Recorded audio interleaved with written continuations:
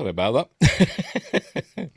Hey up, it's Steve from the Old Yorkshire Geek, and welcome to Friday Night Appointment with Fear, episode 71.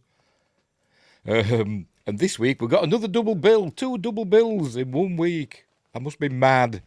But this week we're doing Wreck and its American remake, Quarantine. Both really good films.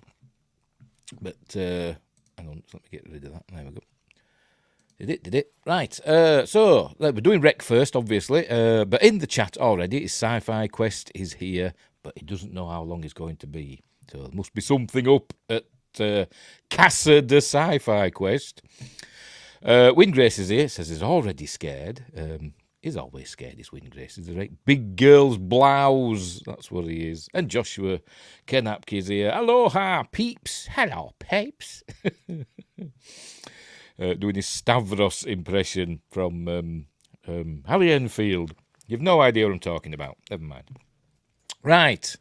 So, Wreck. It's a found footage film from 2007. I'm going to butcher all these names. Directed by Jaime Balaguero and Paco Plaza. Or is it Piazza? I can't tell because my eyes are terrible. Is that an I or an L? Don't know. Anyway, and it stars Manuela Velasco as Angela Vidal. And she's super pretty. I think she is anyway. And loads of other people who you don't care about. She's the main star. Nobody cares about anybody else in this film. As I said, it's a found footage film. It made for a budget of $2 million. It grossed $32.5 million at the box office, so I suppose we can say it did well. It spawned 3 sequels. Wreck 2, which carries on the found footage tradition. Wreck 3, which is it starts drifting away from found footage in Wreck 3. I think it's called Genesis. Is it Wreck 3 Genesis? I can't remember.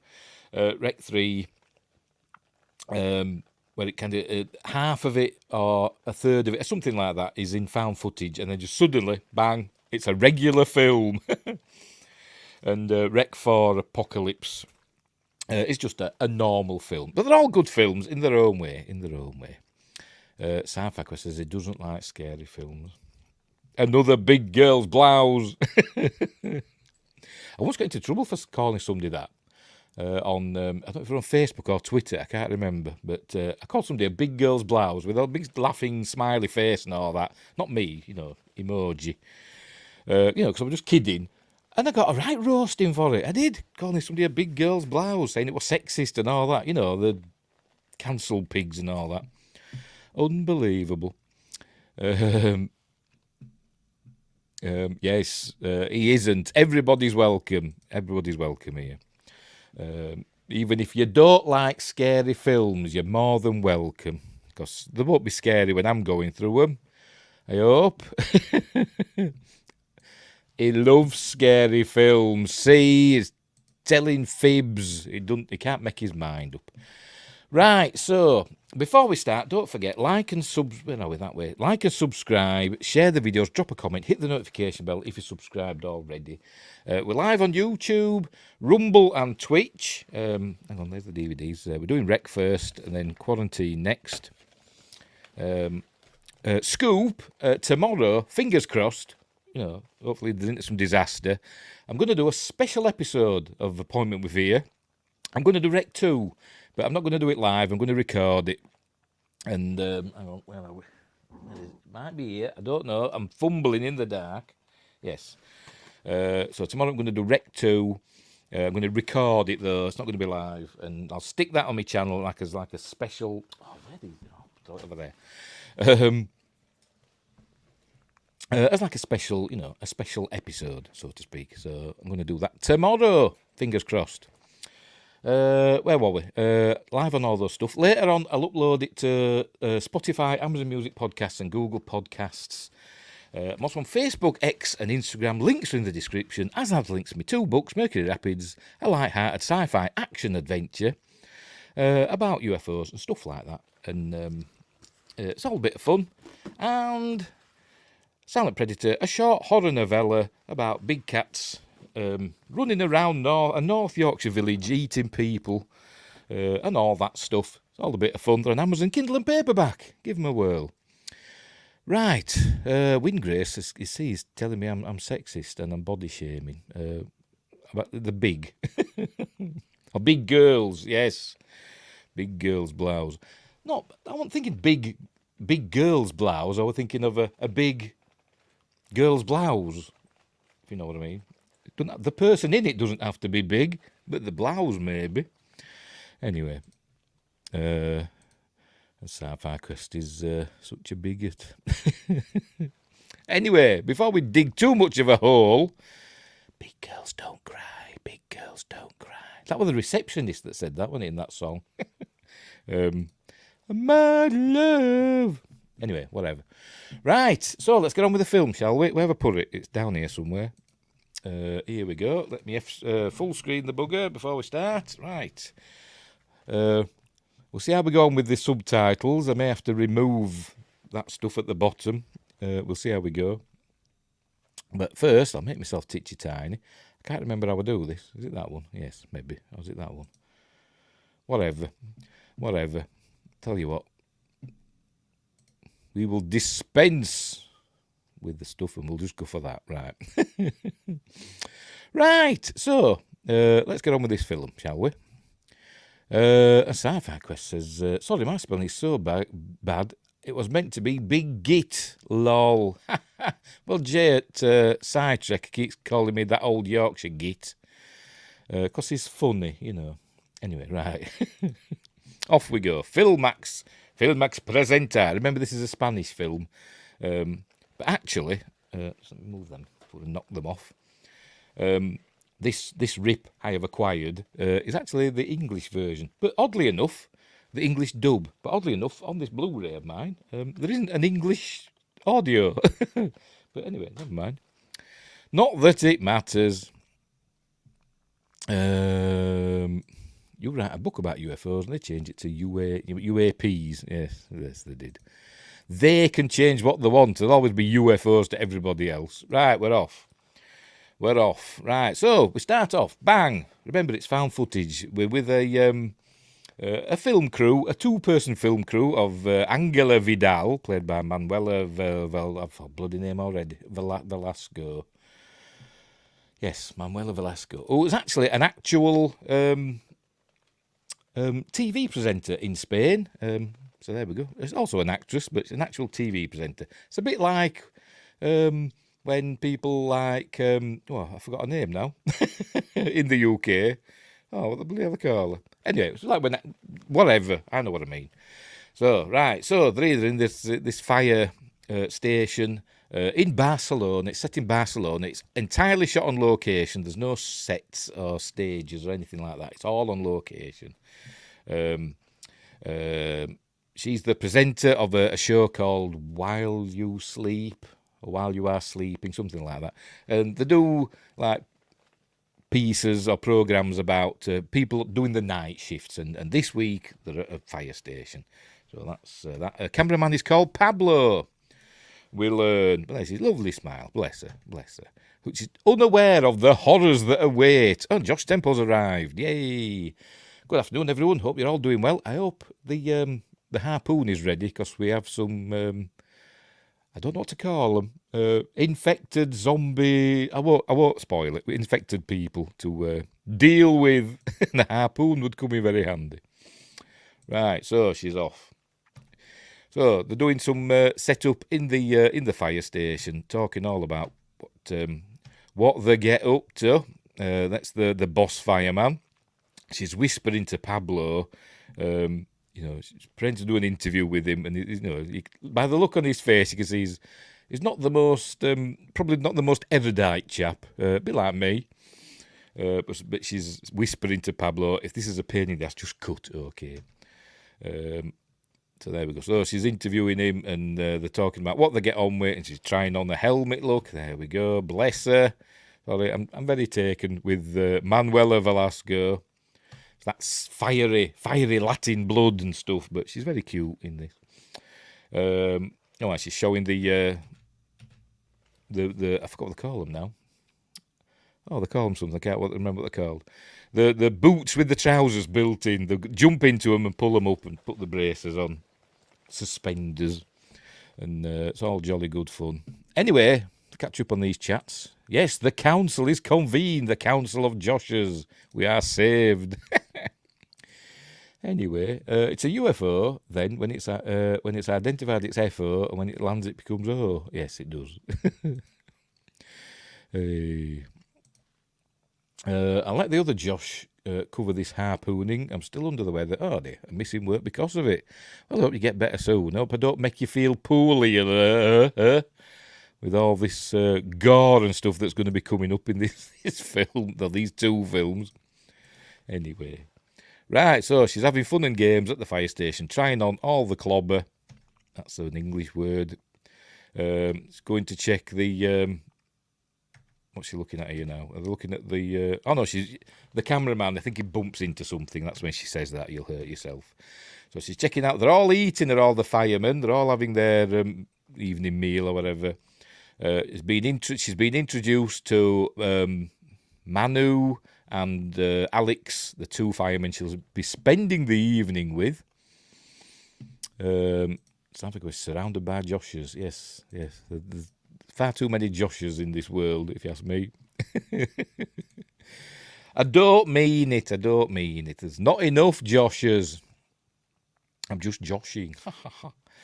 Anyway, so she's introduced to her two escorts for the evening, Manu and Alex. Manu's one with the bald head. Alex is the other fella. Right, going to show the museum. But they don't show us the museum for some reason. I don't know why. But now she's miking up Manu and Alex so they can hear. So we can hear what they're saying.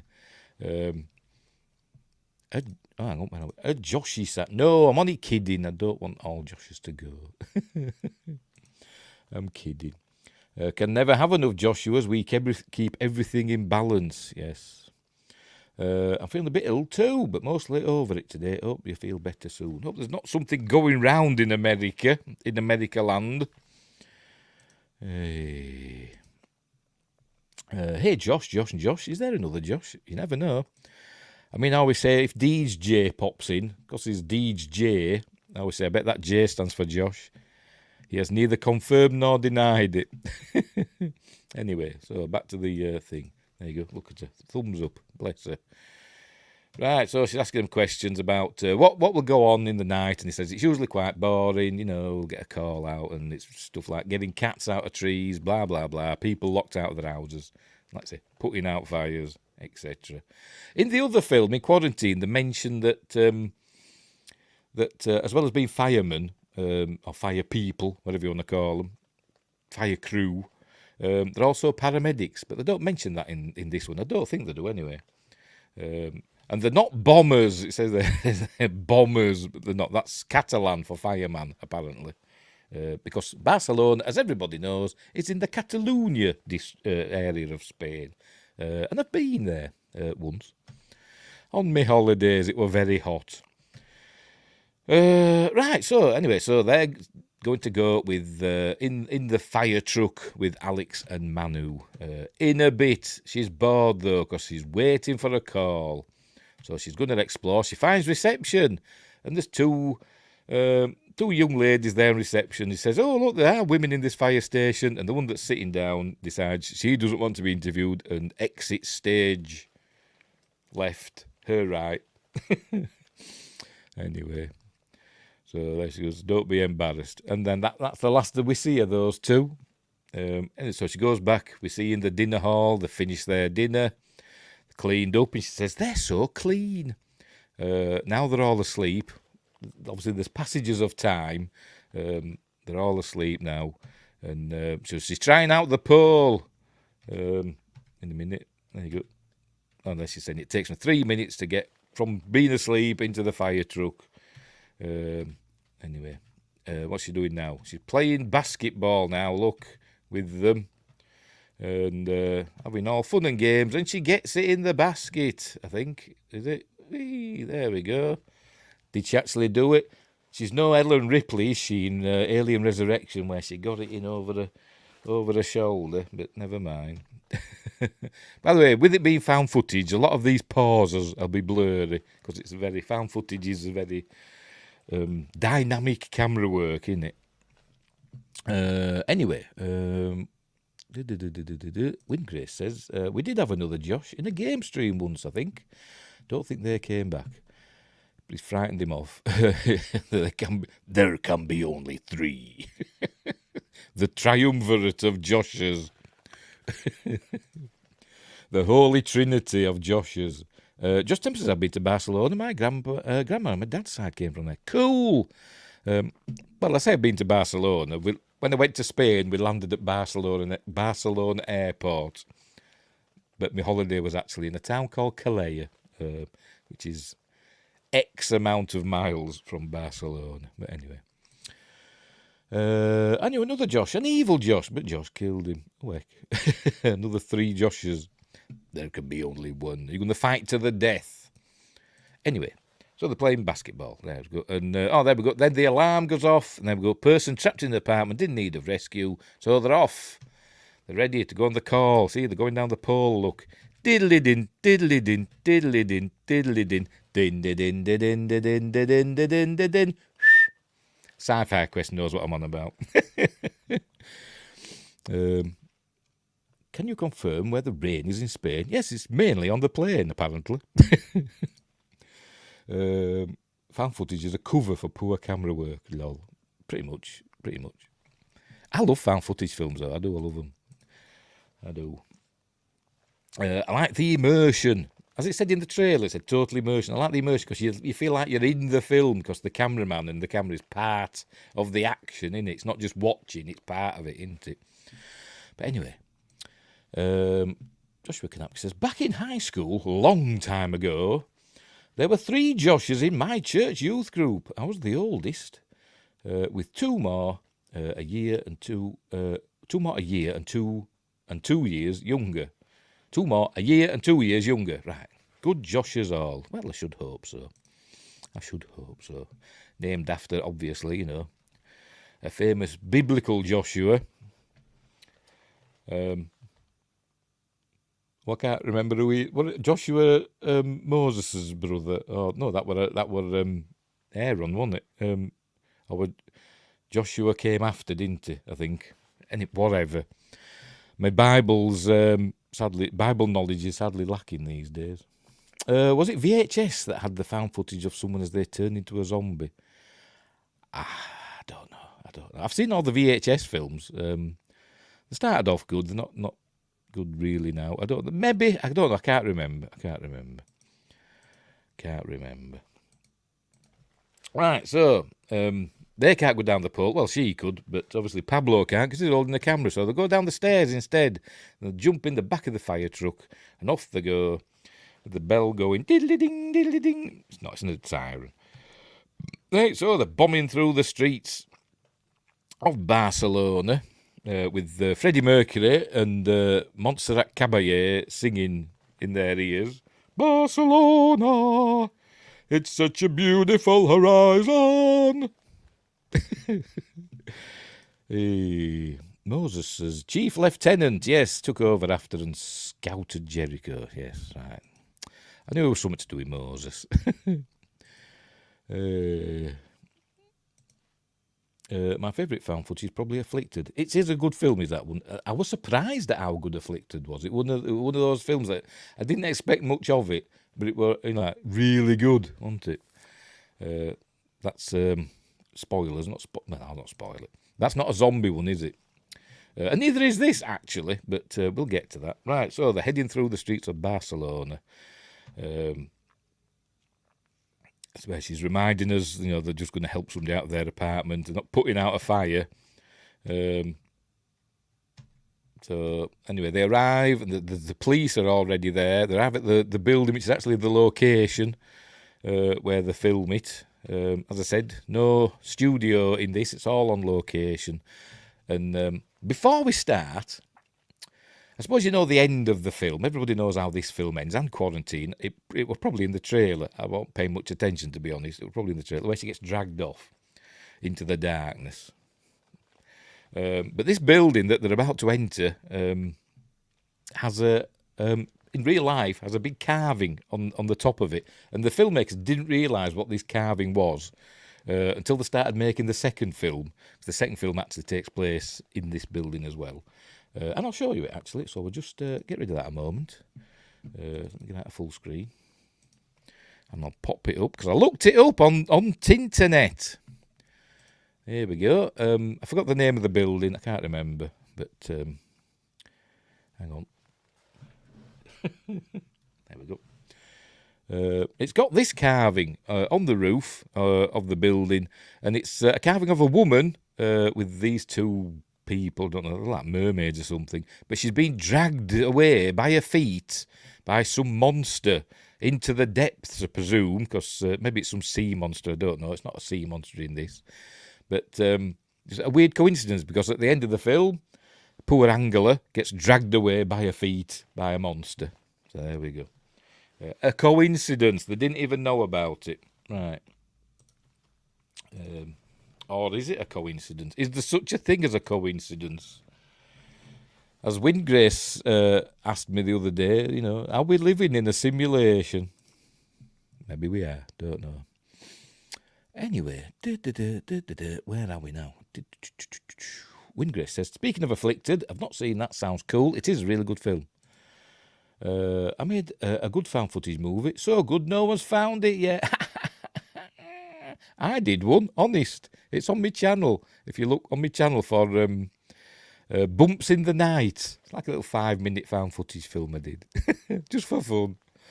Just for fun. Joshua is son of none. Not a very good nun then, is she? I'm kidding. It's just a bit of biblical humour. Nice. Yes, definitely check out Afflicted. Is it the building down the street on the right? I'm sure there's some reference there that I've not got.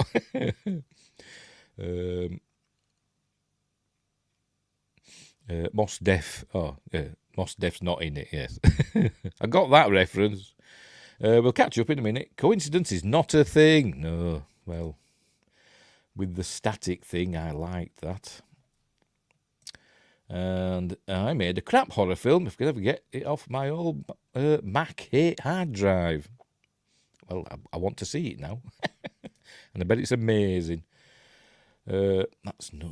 yeah, anyway. Right, so, where were we? Right, she's saying we can see a police car. The police are there. There are actually 2 police officers there. So, in the go... some of the residents, there's this elderly couple. Don't ask me the names, I've no idea. And he's another resident who lives. And it does, if you see a thing, it's like the Spanish version of an elderly, even though I know the actual man is elderly, Tim Curry. It looks like an elderly Spanish Tim Curry. It does to me, anyway. Anyway. So, they're going to get... here, there's another... a mother and a daughter. The daughter's called Jennifer.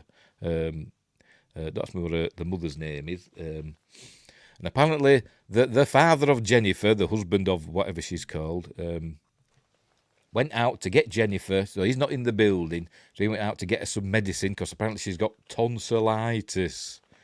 But earlier... I don't know if it was the same day or the day before, he took their dog, Max, to the vet because it was ill. Wink. So that's something to come. Something to come. Right. So here we go. Here was the first police officer. We've got an experienced police officer, and we've got a young fella to meet as well. So the policeman is not happy that the camera crew's there, but the firemen tell him that they're doing a report on how we work. So it just says keep out of the way. It's where we learn that somebody was screaming in the apartment, and but it's gone all quiet now. They can't unlock the door. I think the building supervisor, wherever he is, can't unlock it. I think they said that in this one. They're doing the quarantine. I think they said that in this one. They said, she must have put some, I presume they mean bolts and stuff like that. But the call, and nobody answers. So they use a sledgehammer and smash their way in. Here we go, bang. So it makes poor Angela jump. So in the go. And there we see, there's Mrs. Is it Espinosa? I can't remember. I'll check. Just bear with me. No, it's Espinosa in quarantine. In this one, she's Signora Izquierdo, I think. I think that's right. I could be wrong. It's the old lady, anyway. Oh, what's happened here? Why have I gone on to that? Why has it gone back onto that? You stupid bloody thing. Unbelievable. Unbelievable. What's done that? What's it done that for? Go away. Oh. It keeps popping up the bloody window. Would you like to play a game? Nonetheless, stop talking about nuns. And now they want to play war games. But anyway, never mind. Anyway, there's an old lady there, and she's acting a bit oddly, and she seems to be covered in blood. They're trying to calm her down, but she attacks them. We're going to see it. There we go. She attacks them in a minute. She's going to attack the older police officer. They're trying to calm her down, as you can see. But then all hell breaks loose, and she bites him, look, on his neck or his cheek or whatever. So he's been infected. So they bundle him out. She's there. The other fireman, Alex, he stays up with the old lady, and the rest of them bundle the policeman back downstairs. There we go. She's saying to Pablo, "Tip, flipping everything." So they're trying to deal with him. He was covered in blood now, look. And they're trying to get to the door. He needs an ambulance. So they get to the door. But they find it's locked. And there's loads of stuff going on outside. They won't let them out. Somebody's locked them in from the outside. And we learn that loads of other authorities have arrived. And the building's sealed off. And they can't get out. And we learned that they've put like a BNC protocol in effect, which is biological, nuclear, chemical protocol. But they can't get out. And there we go. That's somebody on the outside. We're working to get you out as soon as possible. And they end up sending somebody in, what they call a health inspector. They send a health inspector in later. But there we go. He's bleeding to death. He's poor, whatever the policeman's called. That's the younger policeman. Everybody's panicking and screaming. And then they say, "What's through there?" Manu says, "What's through there?" Well, then it's like a textile place, like a workplace that's in this building. And it seems to be run by, there's like an Asian family that live there. Asian as in East Asian. You know, what Americans call Asian. I don't know if they're Chinese or Korean or Japanese or what, I don't know. I suspect they might be Korean, I'm not sure. But they're from that side of Asia, the Far East. You can't say the Orient now, can you? You're not allowed to. Anyway, I've got to catch up on these chats because they're all talking amongst themselves about nuns. It's hard to stop the nun puns once you get in the habit. Badum-ts. I haven't got a badum-ts. I don't think I have. Have I? Have I got a badumts? I've got clapping. No, I haven't. No, that's rubbish, isn't it? Never mind. I'm going to have to find one. The Nun. That was a terrible movie. Yeah, the first one wasn't very good, but I really enjoyed The Nun 2. I think The Nun 2 is miles better than the first one, in my opinion. None of us know if it was a good movie, that Nun horror movie. The first one wasn't. I actually really like The Nun, says Joshua. Well, mostly. The priest character. Would have loved prequel of his experiences. I can't remember, actually. I can't remember what happened in the first one. I remember the first one I didn't think were very good. But I did enjoy The Nun too. I nearly bought the bugger, because I saw it on Blu-ray in the supermarket. I nearly bought it and then changed my mind. Anyway, right, so, back to the film. So there's a textile place. There, we've got a textile workshop behind that shutter. So they're going to try and go through there. There's a back door, apparently. So they're going to try and go through there. She's just had a call from her husband. Says there's loads of cops and stuff outside. But then as we go on, the phones and stuff stop working, and the TV and all that goes out. And hang on, I missed a bit. So they're all planning to go through the textile workshop, but before they get a chance to do that, Alex arrives on the scene. And apparently, when they were filming this, they didn't tell them what was going to happen. They must have said, "Don't stand there," but but there we go. Alex has arrived. He's obviously fallen down from the stairwell. But apparently they didn't tell him what was going to happen. But he's not dead. He's not dead. There we go. He's got a pulse. Don't move him. But he's badly hurt. The other fireman, I forgot his name, Manu, and the other policeman are going to go upstairs to see what's happened. Why has he just suddenly gone flying down through the stairwell? So they're going to go up. And the young policeman, doesn't like Pablo. He keeps telling him to stop recording and all that. But she's saying, "No, we've got a right to be here. People have to see all this," etc. "Actually, I'm not dead yet. I'm just in a great amount of pain." That's Austin Powers, isn't it? Will Ferrell plays him, doesn't he, when he goes down the chute? Dr. Evil sends him, doesn't he? Is that what you're referencing? I don't know. Right, so they go back up and see what's happened, where the old lady is. And but before the old lady makes an appearance, we get an appearance from the Colombian girl. I'm sure she's got a name, but I just remember they describe her as the Colombian girl. Oh no, she hasn't. Maybe does she come in yet? Hang on, let me see. I'm sure she comes running through. Here she is. Look, yeah, I know she did. She comes running through, all hurt and screaming, and she just collapses on the floor.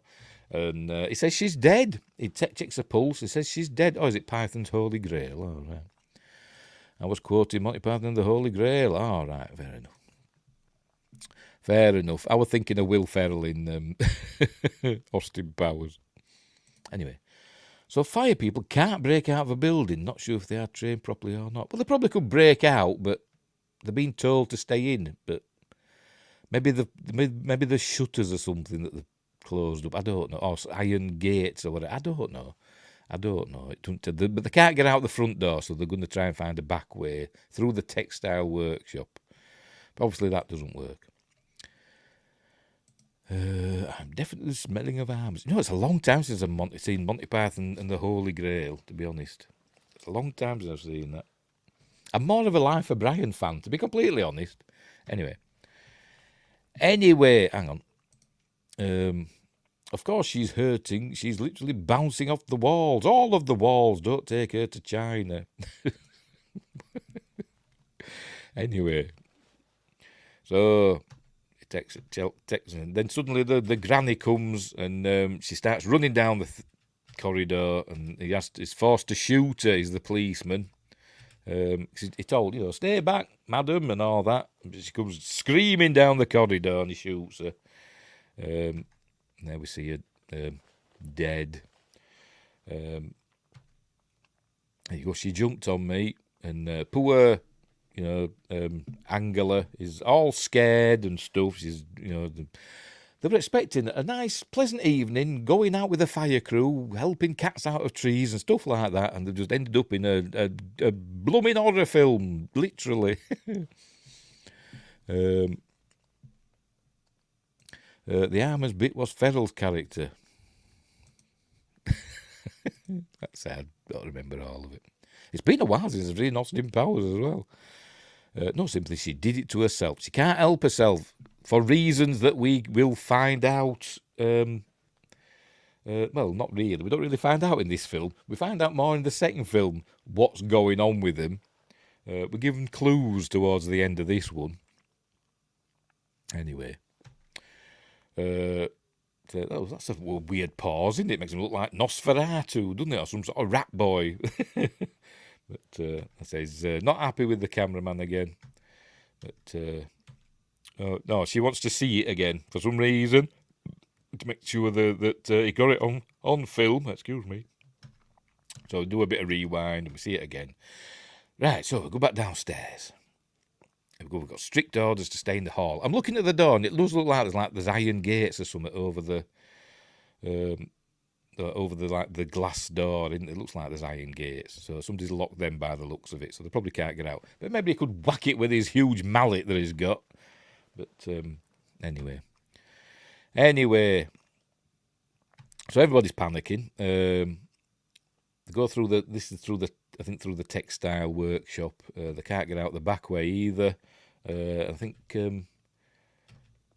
police have blocked the area. They can't get out that way. She's worried about Jennifer. She needs a doctor. And this is where he learns that a BNC protocol has been declared and describes to them. They're all like, nuclear, what's going on? He says, don't worry, it's more common than you might think. It just means something's up. But it might not be super bad, but it is. Anyway, they're going to send in a health inspector. So this is where she's asking what it all means. This fella, this is a vet. Don't ask me his name. I said I don't know the characters' names. He's a vet, and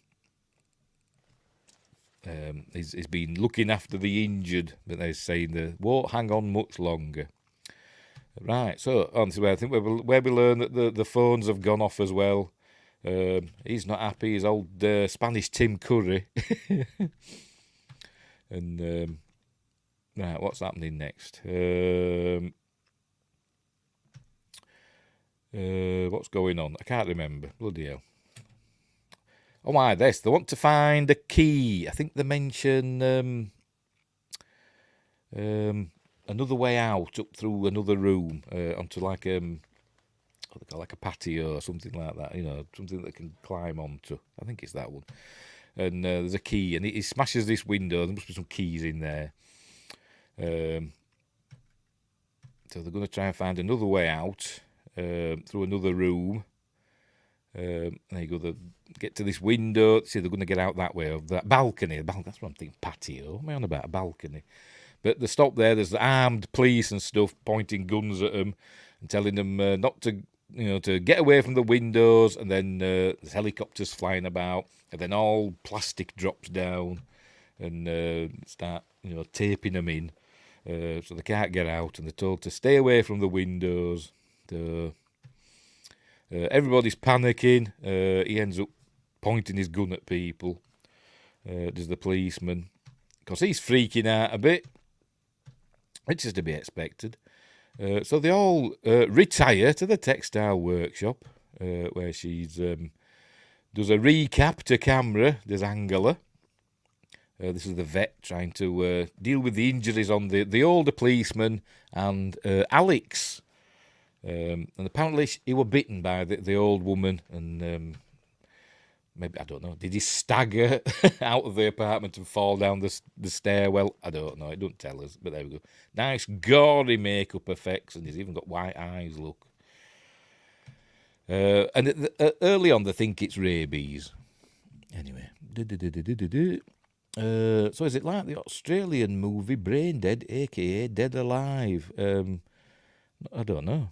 Has everybody seen that one once? That's the one with the lawnmower at the end, isn't it? Peter Jackson film.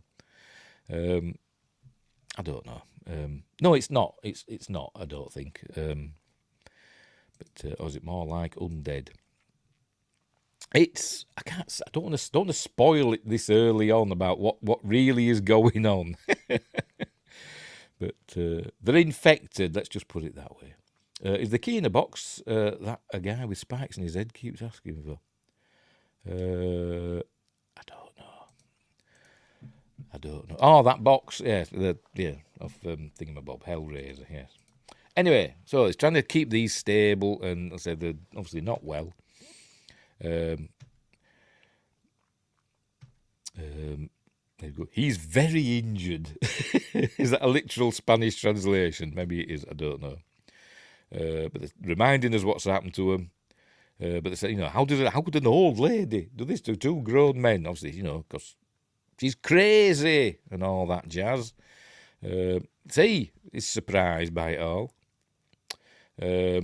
the two elderly people, they start talking about they're being a bit racist because they're on about the Asian family, and they keep saying they come out and start shouting at each other in Chinese or whatever. He says, but anyway. But, they're harmless. I don't actually know what happens to them. I don't think it shows us. We presume they get got later on. This is the wife in the Asian family trying to explain what happened in it'll be broken Spanish, I presume. Anyway, so she's describing what's going on. And now she's doing an interview with Jennifer. We learned that her dog called Max got ill, and your dad took it to the vet and all that jazz. There you go, he's at the vet because he's sick. The mother is just saying she's going to sue everybody because she's all upset. Yeah, I'm going to call the newspapers and I'm going to sue. And then this chap, the Spanish Tim Curry, what's his name? I'm going to have to find out his name because he's good, I must admit. Does he have a photo? Because I can't remember his name. Hey, do you know what? I don't know. It could be, I don't know. He's a Spanish fella. We'll leave it at that. I'm going to lay back down. You all have a wonderful weekend. I'll talk with you all later. Yes, take it easy, Josh. If you're not feeling so well, go and have a rest. But thanks, for lasting as long as you did. I hope you get better soon. So I'll see you later, Josh. Anywho, so let's carry on as Josh retires. I hope he hasn't got what these people have got. Anyway, so they're going to interview him, and he's a bit, he's kind of, I don't know if he's supposed to be like gay or whatever, but he does have that attitude, if you know what I mean. Is a bit, what's the word? Effeminate, I suppose you could say. But anyway, we learned that he lived with his mother in an apartment. He's lived there for, I don't know, X amount of years, but his mother passed away, and now he's by himself. So that's where he's talking about the the Asian family. They eat raw fish and it smells. They're all racists in this Spanish apartment block. Anyway. And then it ends. He says, "Are you filming now?" So yes, we are. Oh, right. Right. The health inspector's on his way in, so he's going to take charge. He's going to take charge. Right. He's going to take blood samples. I don't know if the vet has said it could be rabies yet. It might be later on. I think it is mentioned at some point in this. It's more mentioned in Quarantine about rabies, but I think they might mention it in this. But anyway, so he's going to come in. Is the health inspector? And like I say, I want to take blood samples from everybody there and check them so that they can let them go and all that. So, I have to do a head count of who they've got. So they go through the apartments one at a time from the ground floor up. Who's present. Who lives in apartment. The first floor. Room 1 or whatever. And they say, hey, and then they do that up to I think there's 3 floors altogether. There may be 4. I can't remember. There's 3 floors in a penthouse. That's it. And so they find out, who's there, and obviously they know one of the rooms has Mrs. Senora Izquierdo, or whatever they call it. There that got shot. She's from one of them. So everybody's basically accounted for, apart from, hang on, let's go back. There we go.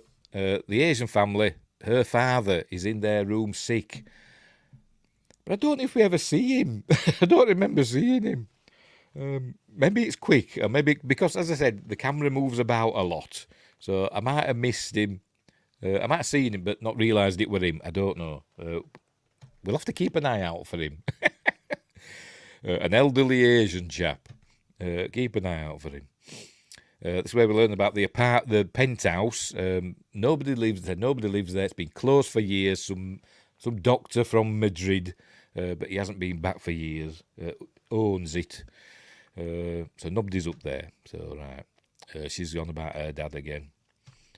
Right, so the health inspector's going to come in any minute now. Here he comes with his case of stuff in his hazmat suit. Assassin's Creed TOYG. I've no idea why he said that. I don't know. I've obviously missed something. Oh, synchronised. Yes, synchronised. Yes, got it. Got there in the end. Because you synchronise in Assassin's Creed, don't you? When you climb to the top of the things. Find the eagle's nests, or whatever you want to call them. Right, want that Hitler's mountain top retreat, the eagle's nest. I'm sure it'll call that something like that, won't it? Anyway, that's by the by. Right, so he's going to check on these injured people. There we go. So then we cut to Jennifer's, the camera. Pablo's obviously put the camera down and he's gone off and gone for a wee or whatever, I don't know. And Jennifer's obviously pressed record and she's prodding the camera lens. And then the mum takes her away. But then we get a little bit like that where we're just seeing people walking about. We can hear some talking on the microphone. And there we go, we see I think they're Pablo's feet. So they're talking about what the health inspector's going to do. And he picks his camera up and he says, oh, it's recording already and the lens is dirty. Somebody's been messing about with this. And Angela says, forget about it, doesn't matter. Let's just carry on. So, right. So they won't let her in, that's it. So she goes to, she wants to go and film what they're up to in this other room with the injured people. And they won't let her in. So she sees that there's a little window there. So Pablo climbs up with his camera, and he goes zooms through it, and he sees what they're up to in there now. Look, there's is that Alex? That's Alex, looking very injured. As we were told earlier on. And apparently they're handcuffing them to the gurneys for some reason. There you go. But then I think they take some blood samples and stuff. They've done more in quarantine, but we'll get to that. Because remember, we were a double bill. Anyway, thankfully, they're not long films. What's he doing here? Is he taking some blood or whatever? I don't know. He's doing something. Yeah, they're injecting him. Oh, yes. I don't know what they're injecting him with. Maybe it's just to keep him knocked out. I don't know. But obviously, it doesn't work. Because, like I said, the policeman leaps up and starts attacking them. And then Alex jumps up and bites the vet.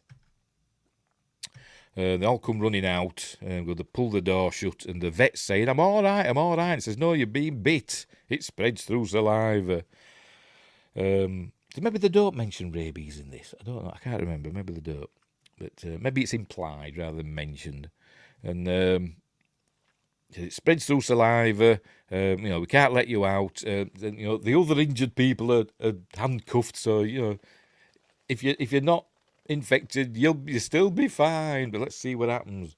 We learned that the rate of infection or the speed at which you go mental, it varies apparently depending where you're bitten and all that jazz. So I think probably if you're bitten close, on your neck or whatever, or on your face. The infection doesn't have as far to go to get to your brain, maybe. I don't know. But I'm thinking that's the reasoning. So if you bit on your hand, it'll take you longer to turn. I think that's what they're saying. Anyway, so we saw that he was bit quite high up, didn't we? We were attacking him on his back. Looked like he was biting his head. So the vet soon changes look. Then he attacks the window. And so they're back out, and I think they pull down the shutter thing. There you go. See it in the background. They pulled down the shutter. They have to give him several tranquilizers, because he's enraged. Just make sure we're still going. Yes. Hang on. Do. Yep. And nobody's talking on Rumble. Hang on, is it going on Rumble? Let's just refresh that again. Hey dear. Yes, it is. Right, thank God for that. I thought it wasn't going on Rumble then. And yes, we're still going on Twitch. Right, what's happening next? Oh, right, there. So, there.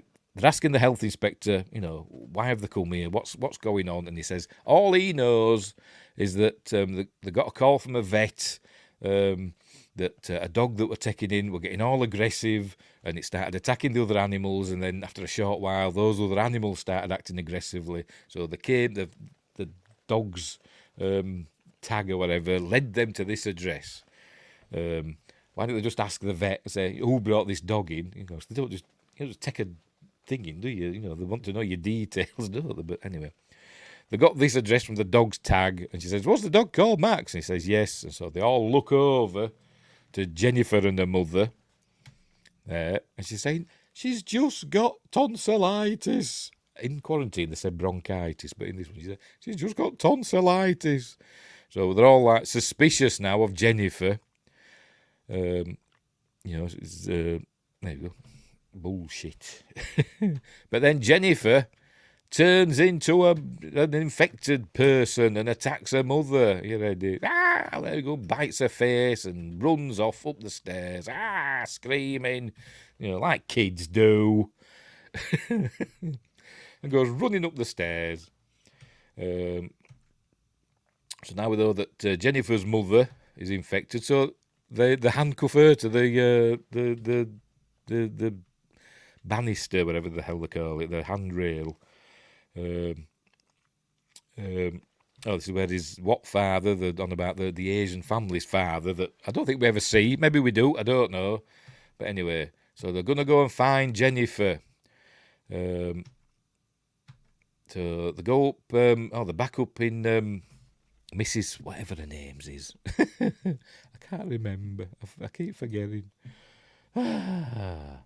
Signora Izquierdo. Why can't I remember that? Because I'm an idiot. They go back up into her room, and she's gone, and so was the Colombian girl, whatever her name is. So what's going on? But they're asking after Jennifer.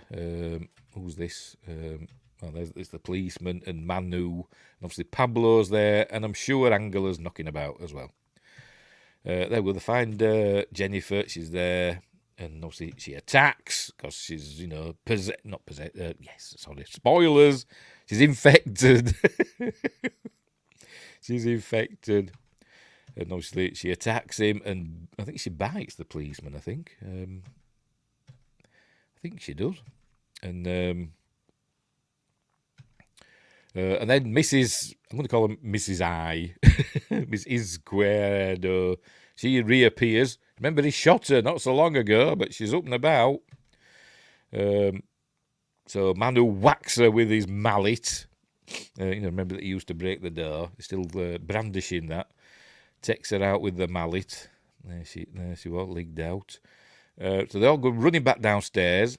Then they say, no, they're breaking out. And the infected people from the textile workshop, they're breaking out now. Alex and the older policeman and the vet that's in there. She's asking to be released from her handcuffs. But obviously they can't. And she said, I don't have the key. But there you go. They're breaking through, look. And so they've got to get that shutter back down. And basically, they go running off. They leave her to her fate. Look, we have to get out of here. The Angela's trying to help Mrs. whatever her name is. I'm going to have to find it out. Find out what her bloody name is. I think she's just called Hysterical Woman. Madre Hysterica. That's what it says on IMDb. Does she have a name? Just let me check on Jennifer's mother. Marie Carmen. Jennifer's mother and Max's owner. So she's married. Mrs. Carmen, we'll call her. Anyway, I thought I saw the elderly Asian dude near the very end. Oh, right, we'll have to see them. We'll have to see. I know there's we do see somebody near the end, but I thought it was a kid. I mean, it might have been an old Asian man. You know about when he looks into the attic? Is that when we see him? I always thought it was a kid because I was thinking, how did that kid get up there? And who is it? Anyway, maybe that is him. We will see later, won't we? Anyway, escreda means left, as in left behind or to the left. I don't know. Anyway, right. So they leave I forgot her name already, Mrs. Carmen, to her fate. Look, they're getting through. Look, they've got to escape. Oh, no. Ah. So they go running upstairs. I can't remember which apartment they get into. They're going to whatever he's called. I'm going to have to look up his name as well. Hang on. There we go. They get up into... He ushers them into his apartment, and they shut the door. I think it's Caesar. Carlos Lasati is Caesar. Could be. Probably is. Let's go through them. A doctor who resides in the building. I'm guessing that's the vet. Is he a vet, though? Is he a doctor? It's a vet in quarantine. So I'm getting the films mixed up in my own head. Guillaume Marimon. That's him. Who is now infected. The older policeman doesn't have a name. Sergio is the younger policeman. Mary Carmen, Jennifer's mother, Max's owner. Jennifer marries daughter, Max's owner. Mrs. Izquierdo, the first infected tenant in the building. The Japanese immigrants. That's what it says. A Japanese immigrant who is married to the Chinese man. All right. So the multiracial Asian family. A Japanese marrying a Chinese. Would that happen in real life? Oh dear. Hang on, where are we? Oh yeah, sorry, Japanese one. Chinese. So they're a multicultural Asian family. Grandmother and grandfather, we've seen them. I wonder what happens to them. I don't know if we see what happens to them. Maybe we'll see them infected later. I don't know.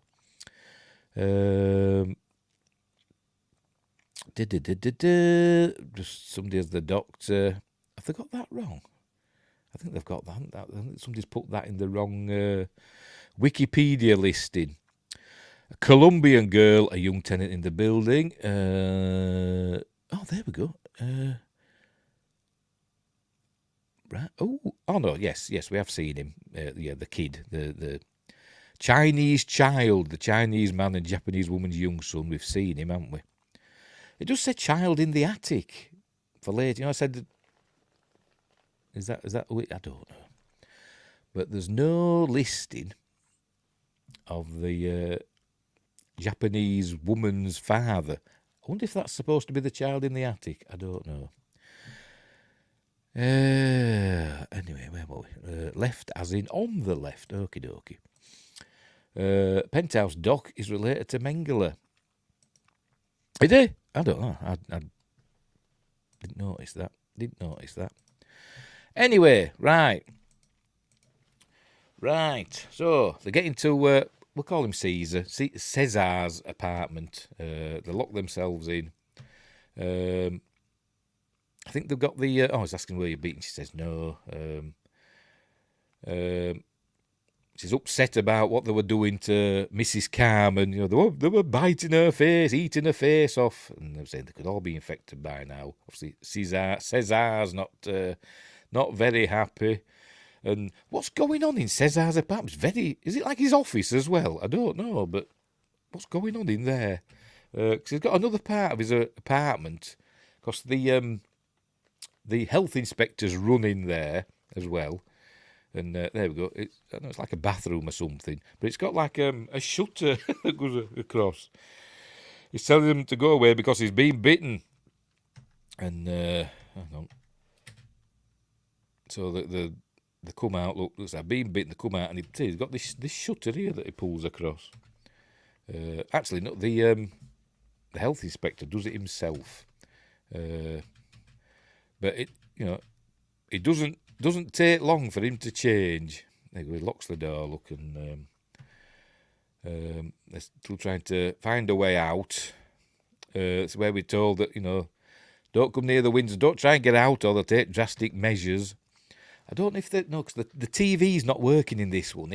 In quarantine, which we'll get to, they actually say that they do actually get a TV working, and through this staticky news report, we learn that the fire chief or chief of police or whatever says that the building's been evacuated. So I don't know if that's happened in this. I don't know. But anyway, Cesar has this idea, an underground storage area in the workshop, and he says there's a manhole cover or whatever that leads to the sewers so they can get out, which is important for the second film. But I think to get there they need some keys or something, which are in in the doctor's apartment or somewhere, I think. But as they're talking, he gets grabbed because he's just standing close to where the infected doctor is, health inspector, and he grabs him. Oh, wait, the intern is in charge. Oh, so it's not a vet, he's an intern. He's a vet in quarantine. In this, he's an intern. Has all the keys. So they've got to go to his apartment and go find the keys. But then he gets grabbed and bitten. Trying to get him off, look, but it's all bleeding because he must be biting him on his head, look. Ah! So they have to go, he's been bitten. So they go running again. So they've got to, they can't remember which apartment the intern lives in. None of them can remember. Remember they were doing a checklist earlier on, and he's got brain fog. Like me when I do these streams. I get brain fog. So they have an idea. Oh, hang on, somebody else comes out. Who's this? It's the Chinese man. So he deals with him. Bang, punches him. They decide to go down to the mailboxes. All the mailboxes will have the names on so they can find out which apartment he's in. So that's what they do. There we go. They go running to the mailbox. She's not looking well, is Mrs. Carmen. So they're checking the mailboxes. They find out. Look, she's got up. They find out which floor he's on. I can't remember. 3, I think. 3B, I think, if we're in. Something like that. Does it say? Let's look again. Never mind. Oh, for God's sake. Whatever. They have to go, I think it's the 3rd floor. They have to go up to the 3rd floor to get past her. But luckily, she's still handcuffed. So they get round her. But then the Colombian girl arrives. And she leaps down the stairs, and in one of the takes, not in this one, I'm watching on the Blu-ray and the behind the scenes and stuff. Manuela Velasco was saying she was worried about this scene. So we can pause it on a decent pause. Oh, never mind, whatever. There we go. It's near enough. Manuela Velasco were worried because she was saying like, I'm weak, I don't work out and I don't exercise. I don't go to the gym or anything. And she says, I'm weak and I'm worried about, the actress that plays the Colombian woman. She says, I think she's a stunt woman as well and she's very fit. And, she'd kill me if she jumped on me and said, oh, you'll be fine. So she said, first take, she came down the stairs and leaped on poor Manuela. And sent her back into this big window. Let's go back so we can see this big window. Hang on. As they go up the stairs, up the apples and pears. Come on, when you get round. There we go, that big window there. And knocked her, and the poor Colombian girl's head went straight through one of the windows. Remember, this isn't a set, so it was like regular glass. And the head went through the window and broke the glass. But, she was all right, thankfully. But remember, this isn't a set, it's an actual location that they're filming in. But anyway, but that must have been the first take. So they must have repaired it or whatever. Or maybe it were a later take, I don't know. But in this, she doesn't leap on her back, as described. She just grabs hold of her. And Manu gets hold of her and he throttles her. And we think she's dead. I don't think she is, but, dead. But they deal with her. She slumps to the floor as Manu's overpowered her. There we go. So they go running upstairs, and where are we? I think his light starts misbehaving now. Does Pablo's camera light? Oh no, that's it. The light on the stairwell goes out. It must be one of those that, you know, it's on a timer. But it's been on a long time, hasn't it? They usually don't last this long, so they're looking for the light switch. So Pablo turns his light on, and then who's that? Who's this one? Who's attacking them now? Oh, it's the Japanese woman, as we've just learned.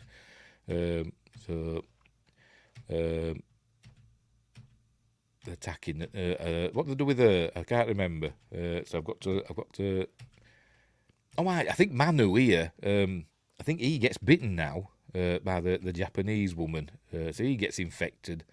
I think I could be wrong. Maybe I am. But yeah, maybe I am. It must be later.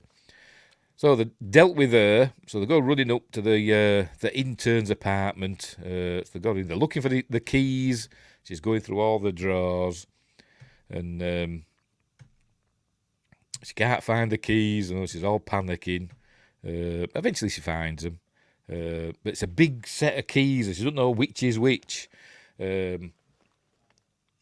So they've got to go back downstairs, but they can't because they look down, and I think Manu might have been infected now because we see him running up the stairs. I think. See, they're all screaming and shouting and running up the stairs, and I think we see Manu here now. Yes, Manu's infected now. Look. So there's only Angela and Pablo left. So they've got to go upstairs, and they're thinking, well, where can we go? There's only the penthouse left. Luckily, they've got the keys. And they get up and get inside just in time. And his light on his cameras, they keep on a spotlight, whatever. His light on his cameras stopped working, but then he gets it working again. It keeps going off, and so she's terrified. And then we're in this. It turns out it's a lab of some sort. This is in the this is the penthouse where it's been locked up for years. They're saying there must be nobody in here because it's been locked up for years.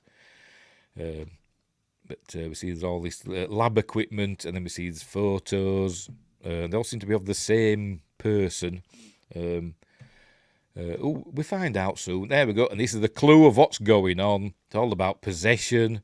That's in English, look. The edge of ethics. The justice. Is that what it said? The justice. I can't bloody read it. Something Vatican's bank. The something investigates Vatican's bank. Oh, is that about P2 and all that? The fella that were found hanging under Blackfriars Bridge. Remember that? Anyway. Now then, so we're getting clues here of all what's going on, and it's the I can't remember the name. I've forgotten again. Where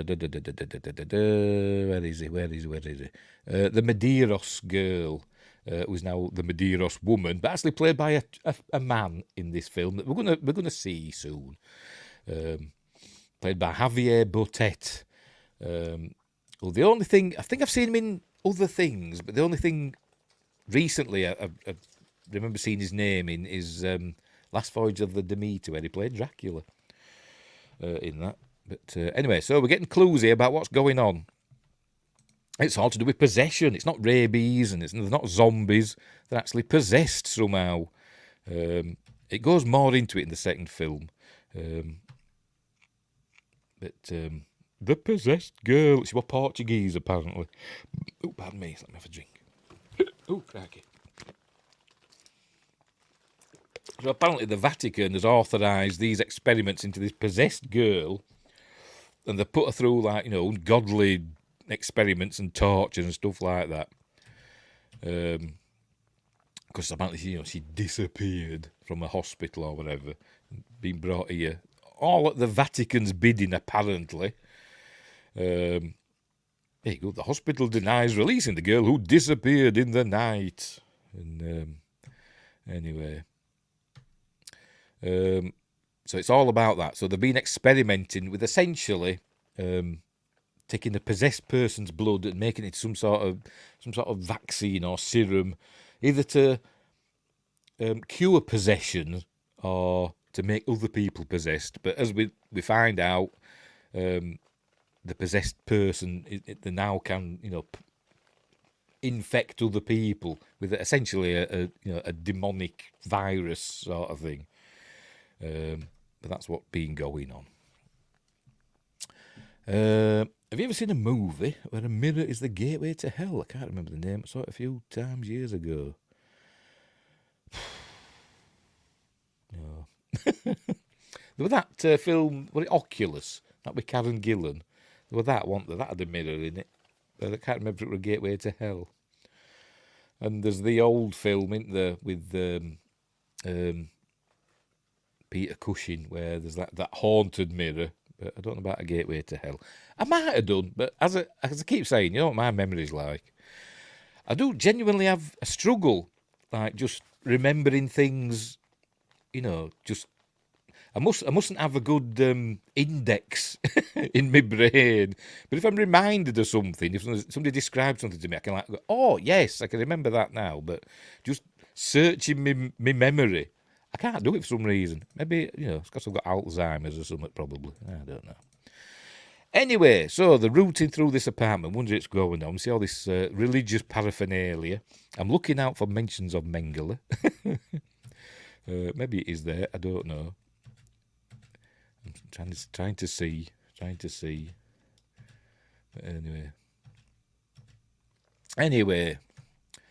so that's it, religious stuff. What's this? See, 1969. You've noticed that Spanish, they put a comma in, in the year.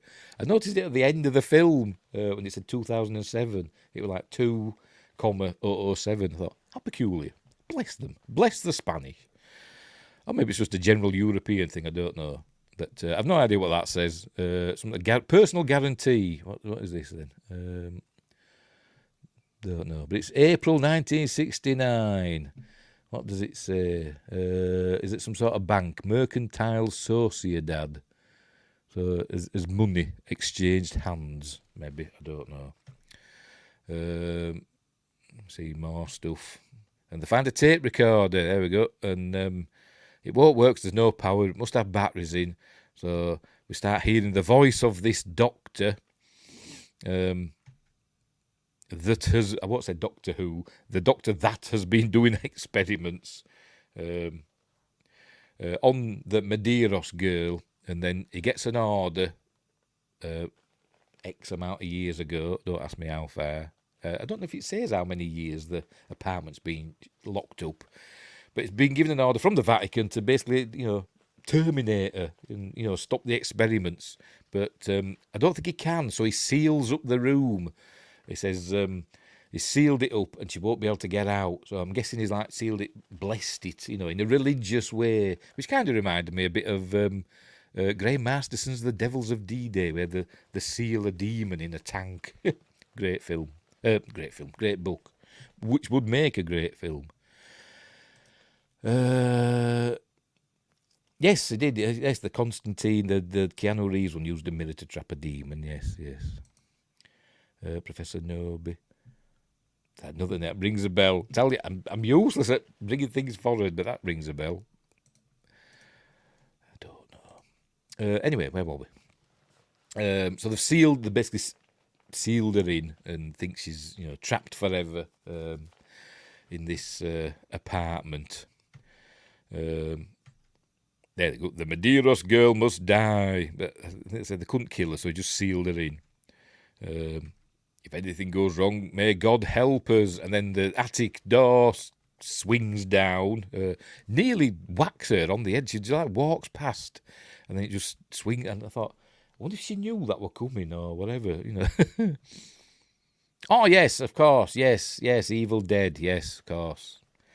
I knew it rung a bell. Yes, he's the guy from Evil Dead. I knew it rung a bell.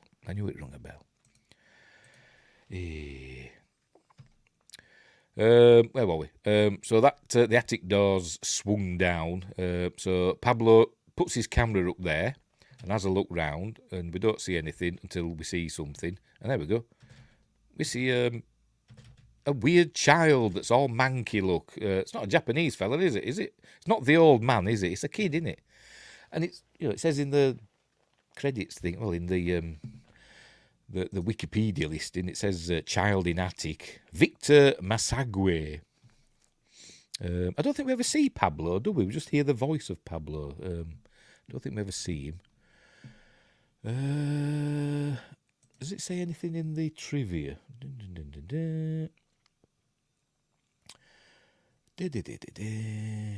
The Medeiros girl creature was named after singer Glenn Medeiros. That rings a bell, but I can't think where from.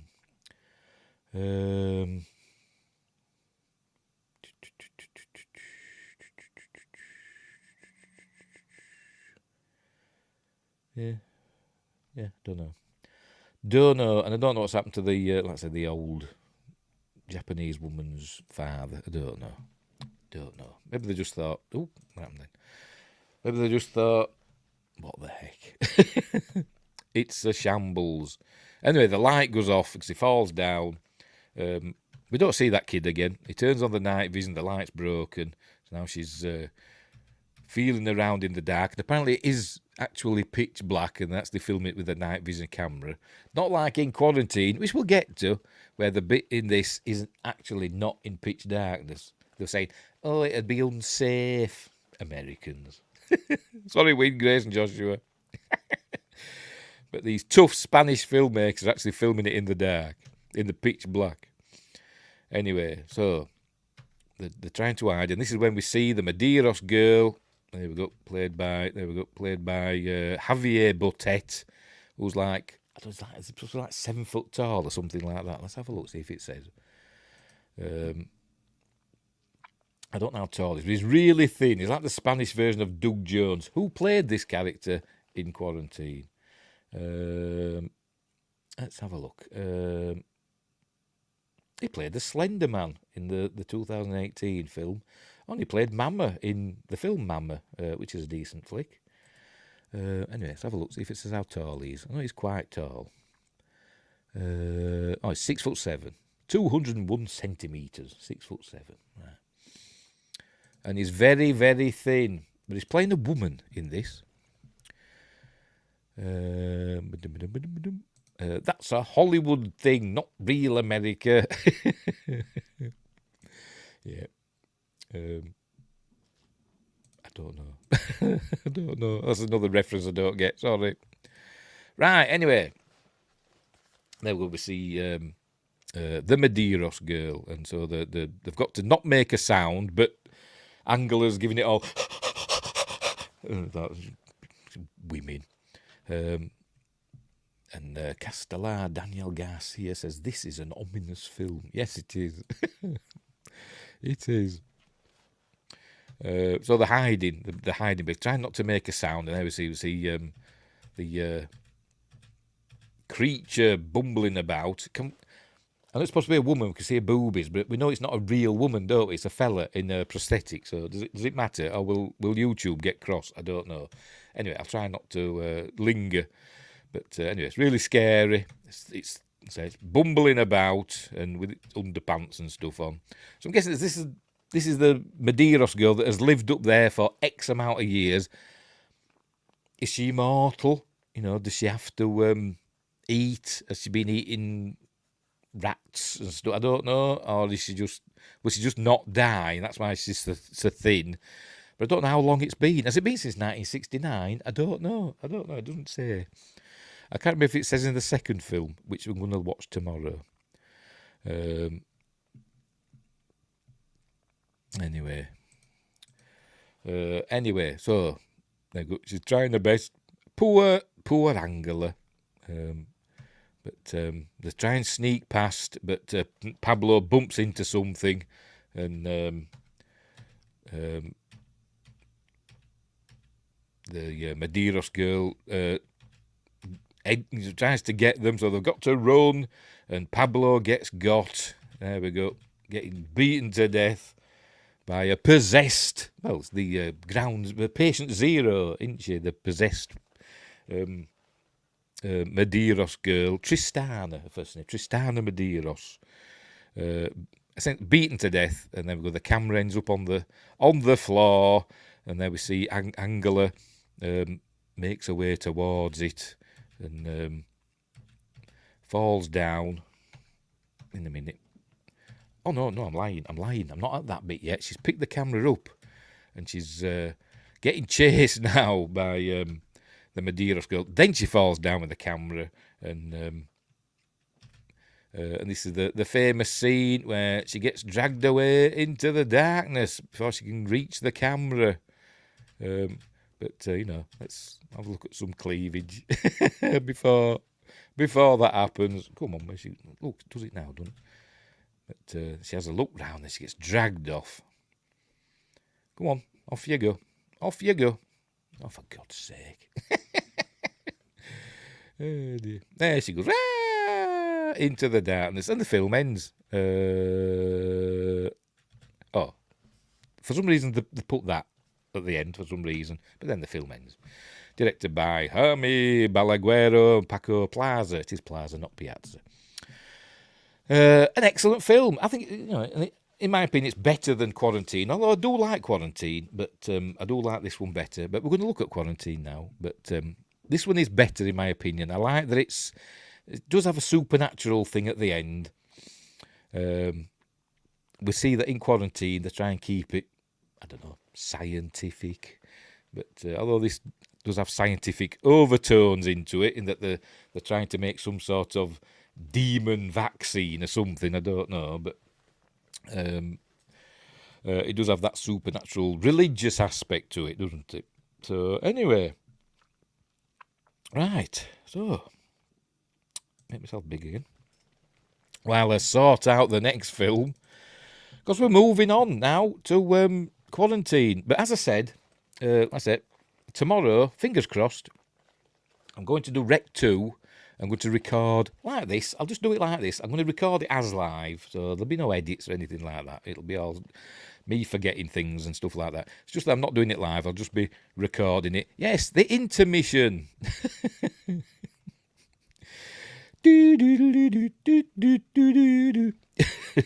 Go get some ice creams and yes, let's all go to the lobby. Let's all go to the lobby.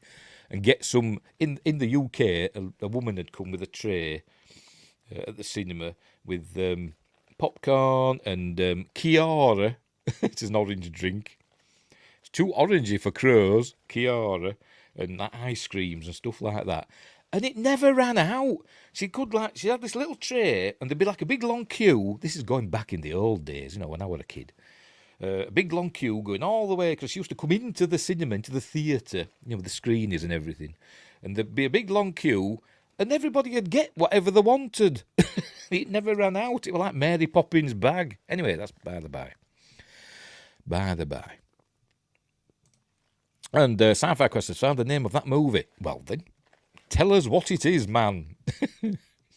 Tell us what it is before I start playing the trailer for the second one. Right, so let's get rid of that. Now then, just let me sort this out. And pause. I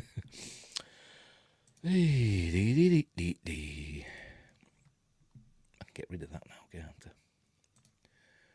And I can get rid of that. Right. Oh, Prince of Darkness. Oh. We've done Prince of Darkness. They want a mirror that was a portal to... Oh, no, yes, it was, wasn't it? Yes, they did have a mirror, didn't they? Yes, Prince of Darkness, yes. Yes. Yes, we've done Prince of Darkness. When did we do it? Hang on. Just let me check. It was quite a while ago. I think it was quite early on when I started doing Appointment with Fear. Let me have a look. Let me have a look if my computer's going to behave itself. Come on, Internet, sort yourselves out. While I check on my channel... playlists, scroll down, find Appointment with Fear, because it's quite low down, because it's one of the first things I started doing. Where is it? There we go. View full playlist. Right then, when was it now? John Carpenter's Prince of Darkness was episode 7 of Appointment with Fear, streamed 1 year ago, and it's got a grand total of 40 views. Anyway, I've been thinking of setting up like another channel just for Appointment with Fear, just uploading all the videos and see what happens. Anyway.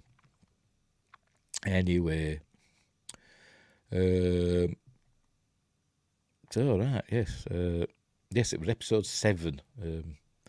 Was Prince of Darkness. Let's have a look. See if it works. See if it works. I don't know if I did. Was this a live one?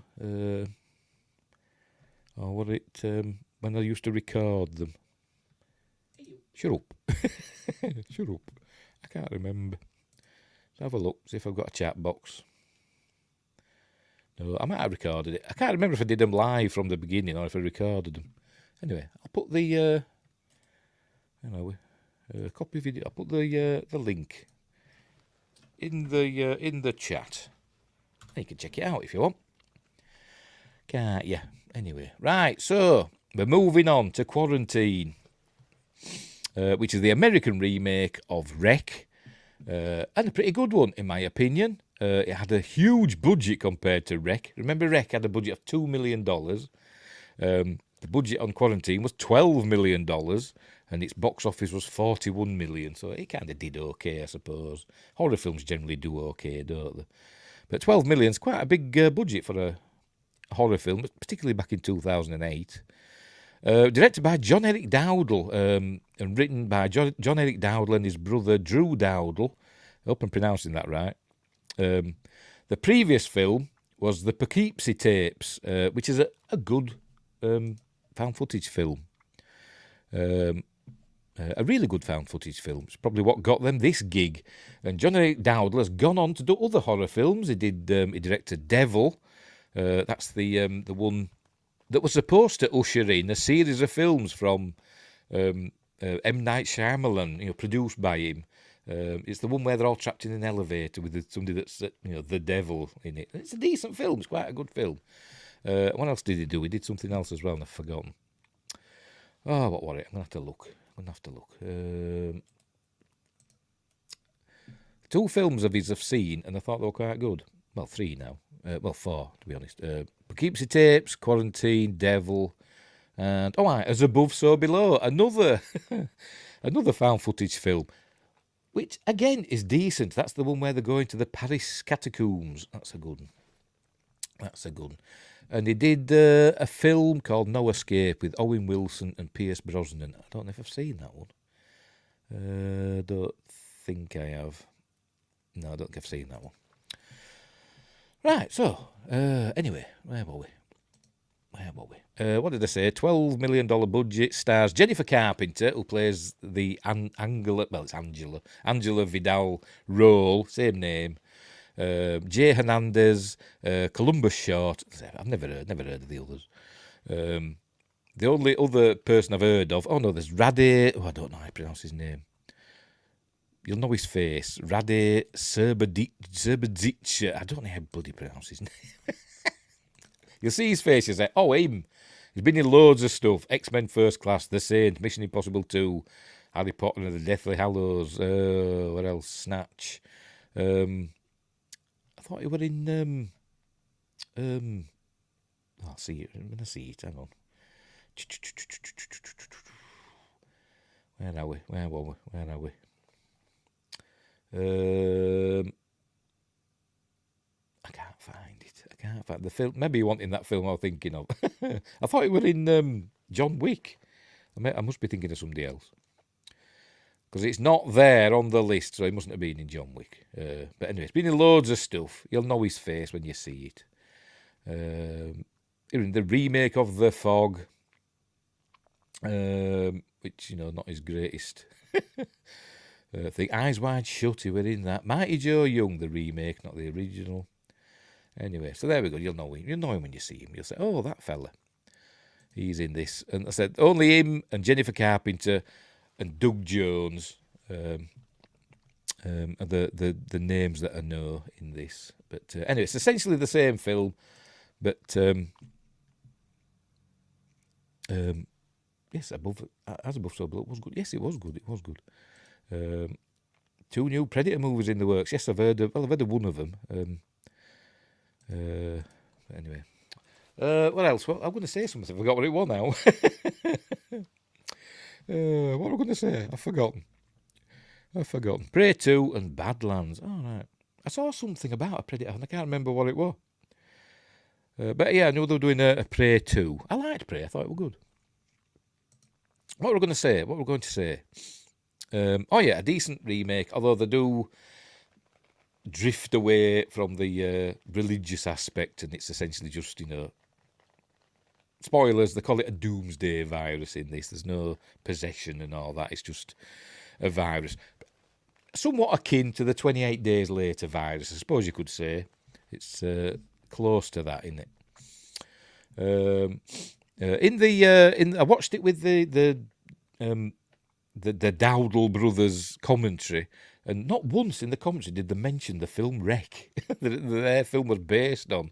He says it at the end, in the credits, at the end of the film, based on the film Wreck by blah, blah, blah, blah, blah. But they never once mentioned it in the commentary, which I thought, come on, lads. At least, give credit where credit's due. Anyway. Yes, we need at least 2 sequels. I can call it Per 3Y. Yes, play. Yes, I bet they do. They've got to, haven't they? They've got to. I still don't understand this Tron 3, 3R, 3N. How does that work? Oh, dear. With the Alien series and Alien Romulus coming, it's not a surprise. Prey 2 was announced a while ago. Didn't know about Badlands. No.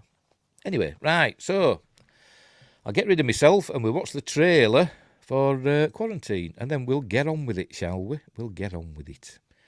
Right. So I'll be disappearing for a couple of minutes and then I'll be back.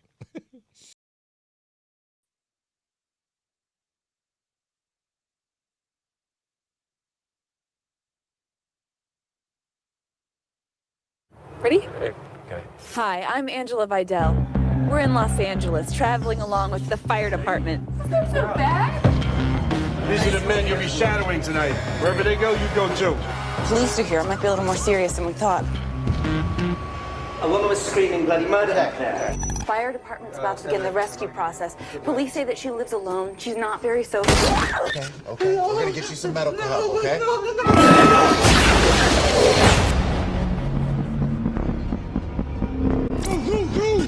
Yeah, buddy, come on. Tape everything. You hear me? Tape everything. Sit down. We have an officer down. I need an ambulance immediately. Do not try to leave the building. This will all be over shortly.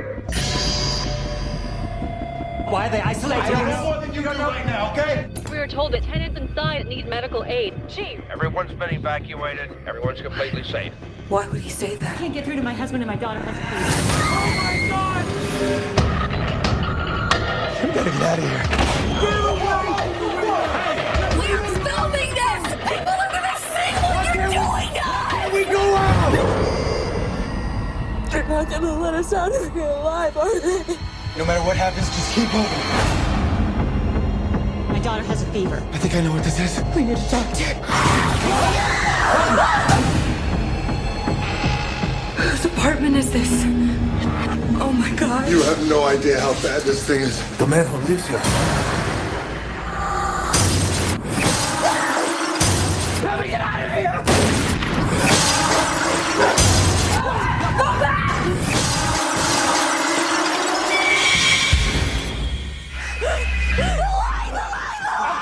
I'm fixing it. Come on.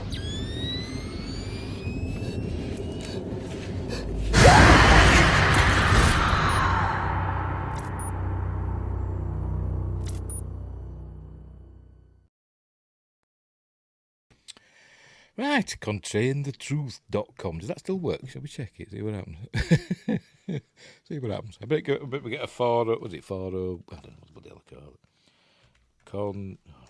Containthetruth.com. Have I typed it right? Does it work? Is it going to work? Is it going to find anything? Nothing's happening. Okay. Oh, hang on. No, sorry, page not found. Sony Pictures, page not found. They've taken it down. So the truth has been contained.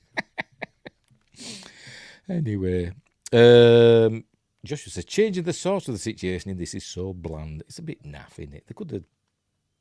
I suppose they wanted to make it more realistic, I suppose, but I think that's a detriment to it, to be honest, because I like the the religious and supernatural aspect to it. It were cool. It were unexpected, but I can't believe they didn't credit Rec. Not in the commentary, they didn't. They never mentioned it once. Not that I didn't notice it anyway. I didn't notice that they mentioned Rec in it. Just talking about how excited they were to make it and all the amazing things they were doing when they were just essentially just remaking a Spanish film in English. Careful, might have changed. I don't know. Right, so let's get on with Quarantine. Again, we'll just be going through it in a series of stills. I may play the odd snippet and stuff and all that jazz. But, steady. So let me go full screen and we'll get on with this film. Right, here we go. Hang on, make myself titty tiny. There we go. Right, we're off. Right, so again, there we've got some voiceover, the Screen Gems logo, and we've got Angela Vidal, played by Jennifer Carpenter, who you may remember from the Exorcism of Emily Rose, which we did not too long ago. Outside a real fire station in Los Angeles somewhere. Apparently when they were filming this, they kept going out on calls. They had loads of calls the night that they were filming there. Anyway, so here we go. She's learning that hang on, where are we? There we go. The Night Shift is what the show's called in America. Remember, it was called While You're Sleeping in Spain, but they're in Los Angeles, obviously. At a real fire station, no Ghostbusters anyway, not that I can see, but I know that's in New York. So she's interviewing the fire chief, who's not the best actor in the world. Is he a real fire chief or is he an actor? I've no idea. But this is where we learn that the firemen are also paramedics. So, right, so she goes down the pole. There we go. This is the bit where he's not very good at acting. She said, I'm glad I didn't wear a skirt, could hurt your legs. And he says, you could wear pantyhose. And then he's got that sheepish look on his face. Anyway, whatever. Right, so as it goes, like in the first film, it's set up just like the first film. It goes in, they're all eating the meal. She's introduced to Jay and Fletch. I couldn't remember his name then. Oh, well, we can go through it now, can't we? I can get rid of... Close some windows now, can't I? Let's say she's Angela Vidal. Her cameraman in this is called Scott Percival. We do actually see him in this one. Jake, that's Jake there. If you can see my mouse pointer, I don't know if you can. Oh, there we go. That's Jake there, played by Jay Hernandez. His partner is George Fletcher, played by Jonathan Shake. I don't know. It's not spelt shake as in shake. That's another way. But he has a magnificent moustache, as we will see. So she's introduced to them, just like in the first film. There they are. That's Fletch. That's Jake. Don't know who he is, but he's photo bombing, isn't he? I suppose I don't know if they're actors. I know these are actors, aren't they? I don't know if the rest of the ones are actors or extras or whatever. I don't know. But for once, they'll be told, look into camera as often as you want, because they're always told never to look into camera, aren't they? But I suppose they can in this. This is where she's miking up Jake. It's where we learn that he's mic'd up for the duration of the film. There's a funny bit later on with Fletch. She's telling him try not to swear too much. So there we go. So if I was to call this guy an ass monkey, would that be classed as swearing? Because that's Fletch is the wise ass. Anyway, she's interested in what this is here. It's a hook ladder. So they show her that. Apparently, in the 20s and 30s, they're saying this. They would hook it through a window. and climb up, then get on the windowsill, and then hook it up to the next window and climb up. That's how they scale tall buildings, apparently. I don't know. I'm not a fireman. So that's that. And they never use it in the film. I know, because they don't use them anymore, but you'd have thought maybe they could have taken one in with them and used it at some point in the film as a means of escape. I don't know, but I know it wouldn't make sense, but it's just like a bit of filler. It's like a bit of extra stuff that they didn't really need to have. It's just them showing off that they learned what this was. Anyway, then we see the dog, another thing that's not in the other film, the station Dalmatian. Oh, that rhymes, doesn't it? The station Dalmatian from the Dalmatian plantation. Hey, that's a 101 Dalmatians thing. Fletcher's a wise ass. Who'd have guessed? Yeah. And it's not Chevy Chase either. Apparently, the actor, Jonathan Shake, or whatever the hell you pronounce it, this is the actual station dog, by the way.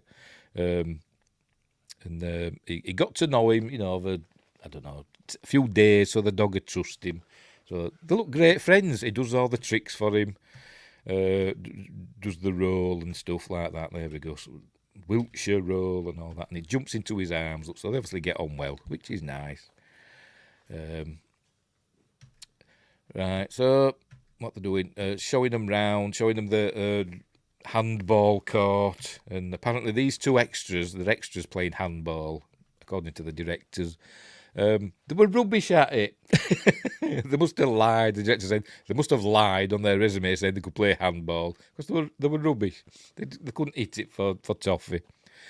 So they added loads of sound effects of it sounding as though they were hitting it against the wall, but they said they were rubbish. Then what? Oh, so where they're showing them the turnouts. That's what they call them, turnouts, with like boots with pants built in. Dalmatian talk about stereotype.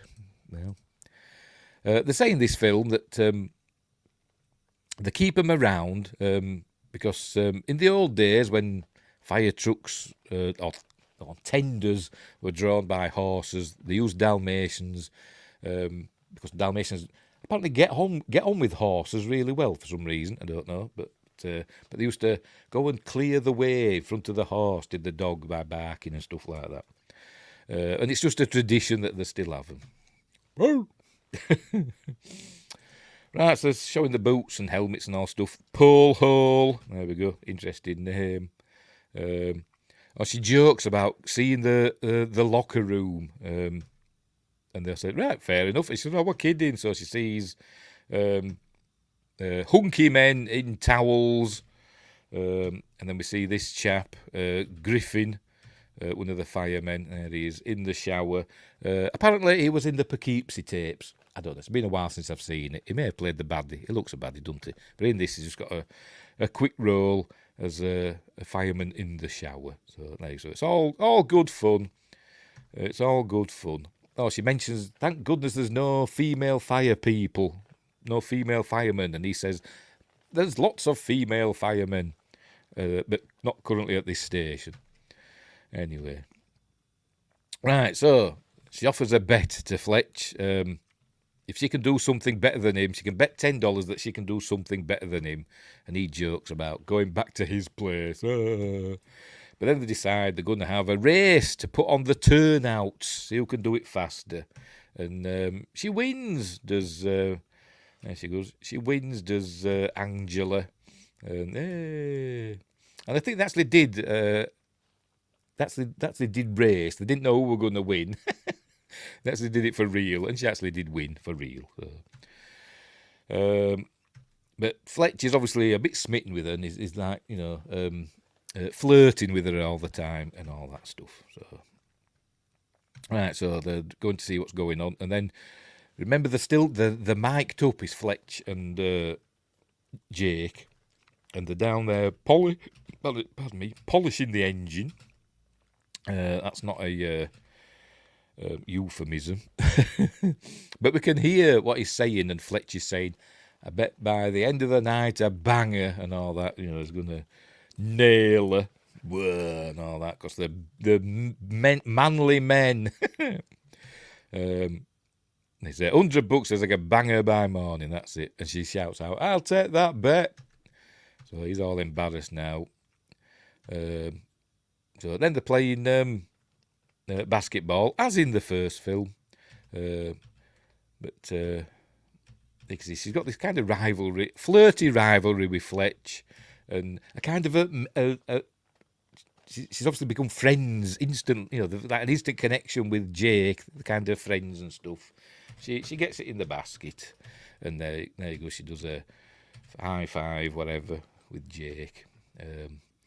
Then this is like the scene what we saw in the other film where they're all asleep, and then we see one fella come out of his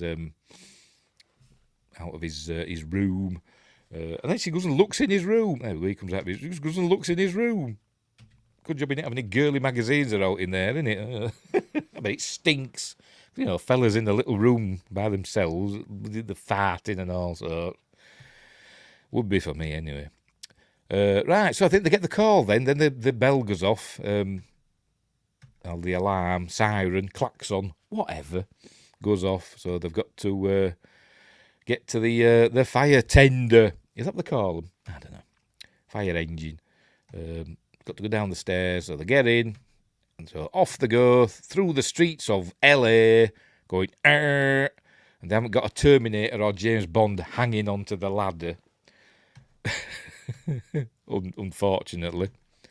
But so they're heading there. She's having more flirty stuff going on with Fletch. He says, an 8 at 3 o'clock. And she's saying, what does that stand for? And it's the Chico-meter. If he sees a hot chick, he gives it a score, or gives her a score, and tells them where they are,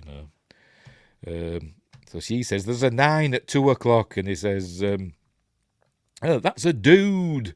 It's a chick-o-meter, not a dick-o-meter. That's where she's asking, look. There you go, 9 at 2. Well, that's a dude. Anyway, so they finally arrive. There's a police car there, as there was in the first film. And then we cut. There's a bit here. I don't know if it'll be a solid cut. There's the fella that I said you'd recognise.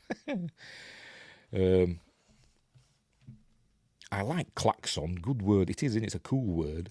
I've no idea its origins, but it's a cool word. Probably Latin. I don't know. Or Greek. Anyway, so they go into the building. Obviously, the exterior's a location. There we see some of the other firemen, but they don't go in. Just two of them go in, don't they? Fletch and Jake.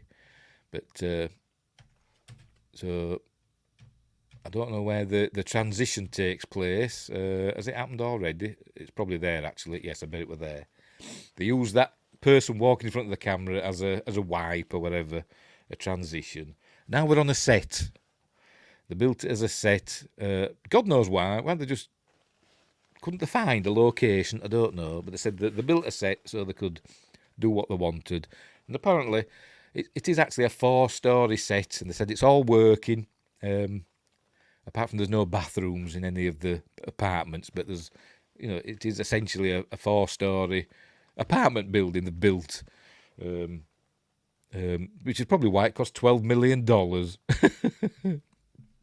Anyway, sci-fi questions. I'm off, struggling to keep my eyes open. You said you were tired earlier on, didn't you? Great stream as always, Steve. I'll finish watching tomorrow. Cool. That's it. I've got Rec 2 as well to do. But anyway, thanks for joining us, and go get a good night's sleep. Go get a good night's sleep. And make more content in the morning. Right. Right. Apparently Klaxon was originally a brand name like Kleenex. Well, there you go. There you go.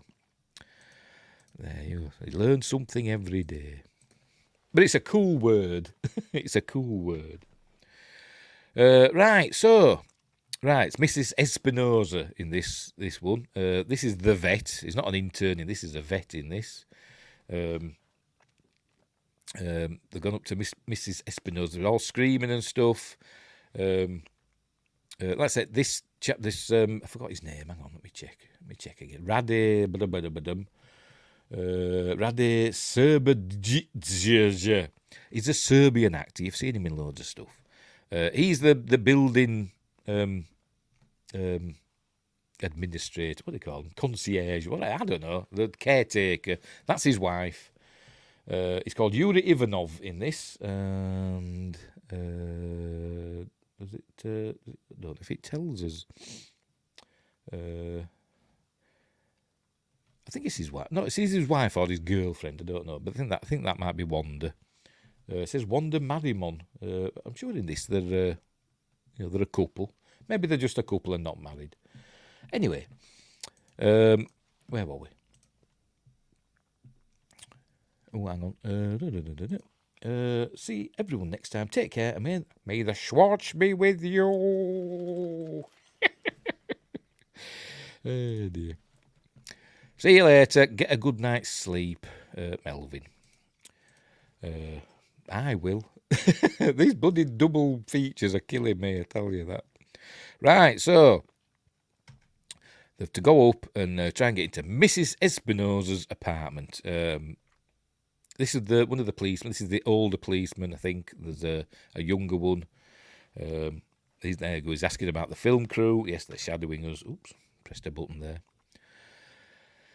They're telling me, I tell you to get lost, you get lost. So fair enough.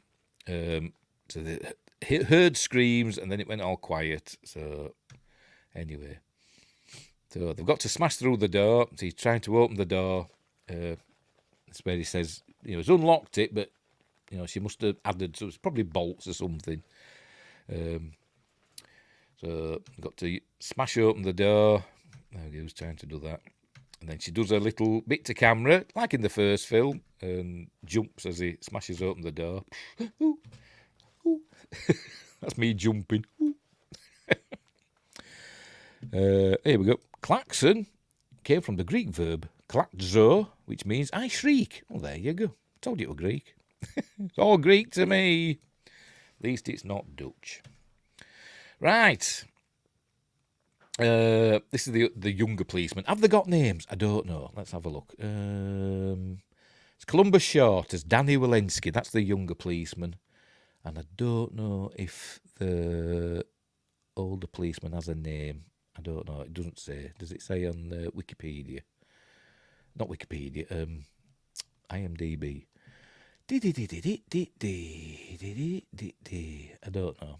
It could be James McCready. I don't know. It looks a bit like him. I'll say it is. I don't know if his name's ever mentioned. Anyway, never mind. Never mind. Right, so there he was telling him to stay back, brother. He says to the cameraman, stay back, brother. That's a clue about the ethnicity of, I forgot the bloody name already, of the cameraman, Steve. Is it Steve? Scott. Whatever. Scott Percival. Played by Steve Harris. That's why I said Steve. It's played by Steve Harris. Not the Iron Maiden bass player and founder. Anyway. So in they go, just like in the first film, they meet Mrs. Espinosa, who's acting oddly. There she is. Played by a stunt woman, and I've forgotten her name. Where are we? Where is she? Jeannie Epper as Ms. Espinosa. Jeannie Epper, who was apparently, from a stunt family. Her father and grandfather and her kids and grandkids are all stunt people, apparently. But she did the stunts for Wonder Woman in the 70s Linda Carter Wonder Woman series. She did something else as well, and I've forgotten. They mentioned it in the commentary, and I've forgotten what else she did. I thought, ooh, that's interesting. And I can't remember the other thing. But she did the stunts in Wonder Woman. She was the main stunt woman in the 1970s Wonder Woman. And she did something else as well, but I've forgotten what they said. Right, so, same as the other. You notice in this one, they're all frothing at the mouth because they think it's rabies in this one. She looks confused and she doesn't know what's happening. She's got blood on her, look, down her nightie. But then, as in the other film, she's actually talking as well. They're asking her questions. She's saying, yes and no and stuff like that. But she seems confused. And then she suddenly, the cameraman, Scott, turns his light on and freaks her out. and says, turn that off. And then that kind of sends a bit crackers, and she's going to attack the older policeman, James McCready. I don't know if that is his name. We'll call him that. There you go. So she bites him, and as in the first one, let's see, a nice bit of gore in a minute. Whatever. She bites him, rips his cheek off and his neck or whatever. So as in the first one, Fletch stays up with the old lady, with Mrs. Espinosa and Jake and the other policeman and everybody else. Bundle the older policeman downstairs. There we go. And they try and get out. This is where we learn that they're locked in. Who locked those doors? It's not us. They've been locked from the outside. Can't get out. Is there a doctor in the house? That's a bit of a cliche line, isn't it? But we learn no, there's a vet. To try and sort him out, so that he's on his radios, an officer down and all that. We need an ambulance, etc. But they're not letting him out, and they said they're going to. This is where they learn there's another BNC and all that. Crackers, but where's the cheese, Gromit? Wensleydale. Oh dear. Anyway, so we're all worrying what to do. He's very kind of aggressive towards the cameraman, like the policeman was the first one, but he seems a bit more overtly aggressive in this one. And mate, there you go, he's tired of the camera. But she's saying, people need to see what's going on, it's for posterity and all that. And he's telling, this is Bernard, not Bernard, it's Bernard. So they're asking the actor who plays him. I'll let you know who he is in a minute. The actor's called Bernard White, but they call the character Bernard. Maybe he named it himself, I don't know. And he spoke with a British accent all the way through the film. Even when they weren't filming, he stayed in character all the way through the film. And actually said, the director asked him where he were from. Where are you from? Because he kept pronouncing Bernard as Bernard. And he actually said, I'm from Detroit. But he just got a good British accent. And he has, it's a pretty decent British accent. But it's odd how quickly after arrival the place gets locked down in both movies. It is, isn't it? It is, isn't it? When they mention it's just from this dog, that they just suddenly, it's like E.T., isn't it? When they cover the house over with plastic. They do that really quickly, don't they? Obviously they've got good procedures in place. Anyway, maybe it happens all the time. So he's talking to Bernard and saying, you're 2 steps from being arrested. Anyway, they're going to try and go through the way. There we go. There's through that, it's a fabric. They don't call it a textile workshop. They call it a fabric something or other. Again, she's saying her husband's outside, said there are cops. I can't remember her name either. The kid is called Brianna. But I don't know what her mother's called. Maybe it's Kathy. I don't know. There's Kathy and then Brianna in the list. Why they changed the name from Jennifer, I've no idea. But they did. So, and in this, they say she's got bronchitis, not tonsillitis. But she does have a dog that's at the vet's called Max. There we go.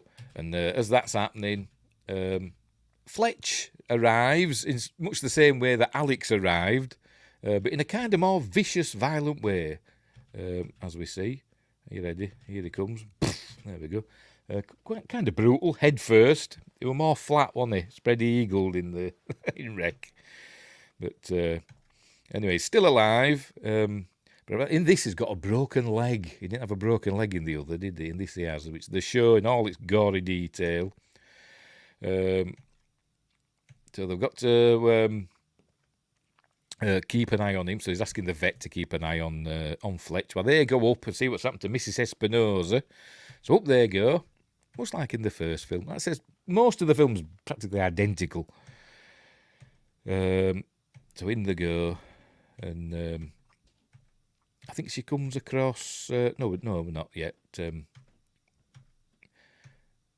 What's happened here? Oh, this is the. I don't know. This is the cleaning lady. Yes, poor Fletch. This is just called the cleaning lady. Does it say in this? Don't know. I'm just looking to see if I can find out who she is. I don't know. I think it's just called the cleaning lady. So that's who she was the Colombian girl in the other film, but she comes running out and falling over stuff in much the same way, and I think she's dead as well. Does he say? Go on, so some subtitles. She's dead. Yes, she's dead, according to Jake. Then the policeman arrives. I forgot his name already. What's his bloody name? I've forgotten. I'm an idiot. Danny. Policeman Danny. He arrives on scene. He's trying to get the camera back. But then Mrs. Espinosa arrives. This is where he's going to take her out. Let's say she charges at him. So he shoots her twice. Once there. Now, in this film, they were saying, they can kill them in this film. They couldn't in the other, could they? They just kept getting back up, didn't they, even when they shot them? And they're doing this as well. But they were saying, what a shot or whatever that would kill a person would kill one of these infected people as well. But if you don't get them in the head or in the heart or whatever, they can withstand the pain and just get up and keep coming. So they said that's why they didn't shoot her in the head or through the heart. They shoot her like in the shoulder and down there. So they're saying that's why she got back up again later on. But as I said, in Wreck, they're possessed, aren't they, by demonic virus sort of thing, aren't they? But in this, they're not. It's just a regular virus, like a rage virus. Like I said, it's like 28 days later, isn't it? There you go. She was coming right at us. Is that a line from Q the Winged Serpent? When he shot that fella, didn't he? He was coming at me. Great film. Anyway, so now they're worrying what's going on. They don't know. She's all shocked. She has to look at the footage again, like in the first film, like in the original, should I say. Show it to me. Then she meets, there we go, another character. This is Sadie, one of the residents, and her dog. I can't remember what the dog's called. Does it say? I'm just looking. All cast and crew. Let's have a look, see if it says what the dog's played by. It doesn't say. I can't remember the name of the dog. Anyway, she's got a dog, right? I think she is. She's the student of Bernard, who's an artist or a teacher, an art teacher, something like that, at some university. And he says she's his best student, and I think there may be a couple, but I don't know what a dog's called. But they're both. I don't know if they live together or if they just live in the same building. I'm not sure. Anyway. So she's helping her downstairs. They're going through the apartments now. This is the family. This is the lawyer. He's a lawyer, drunk lawyer. He's got one of those faces. I've seen him in something else, but I don't know what.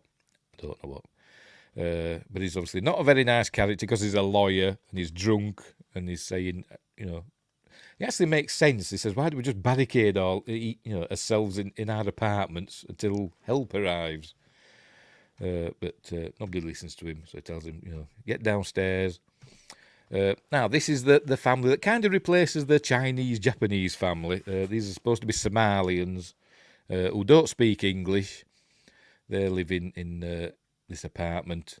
Her father is in there somewhere, but I don't think we ever see him either. I don't think we do. But they don't speak English.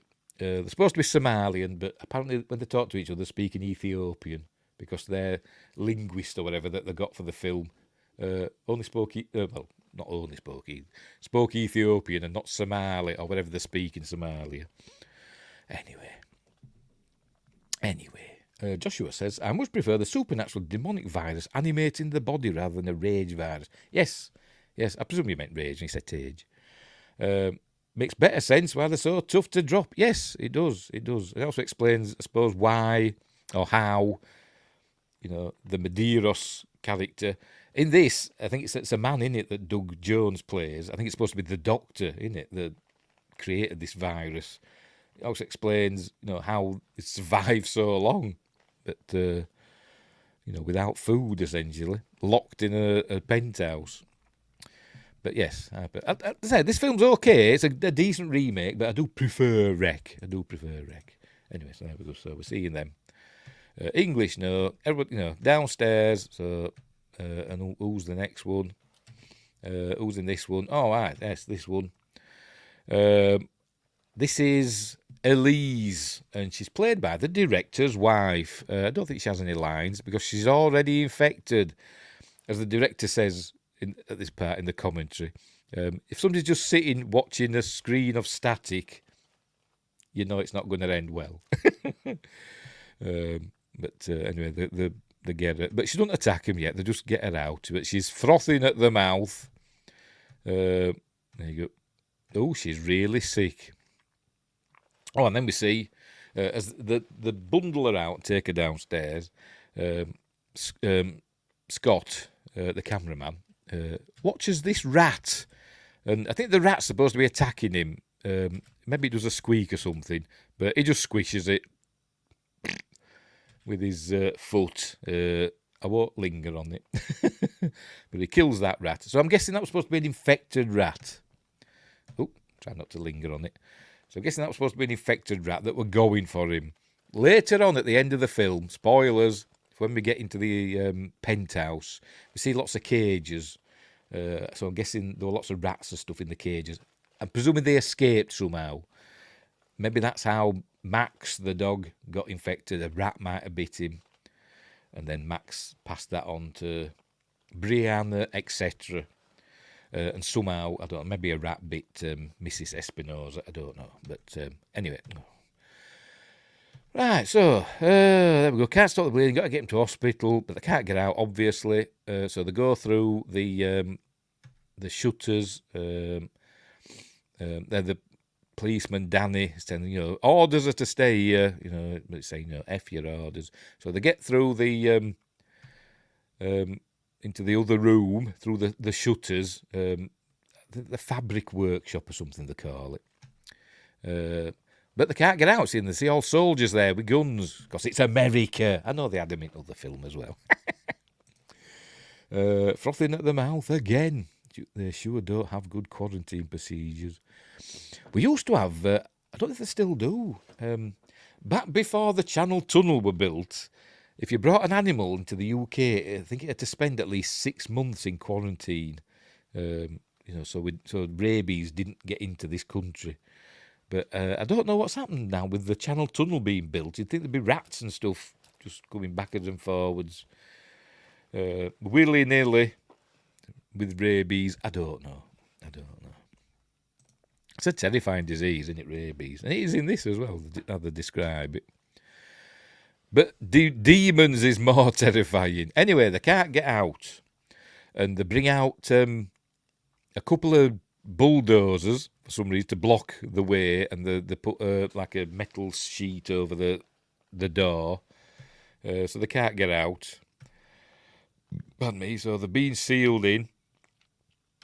Thank you for your cooperation, says Officer Murphy. So they're trapped. They can't get out that way.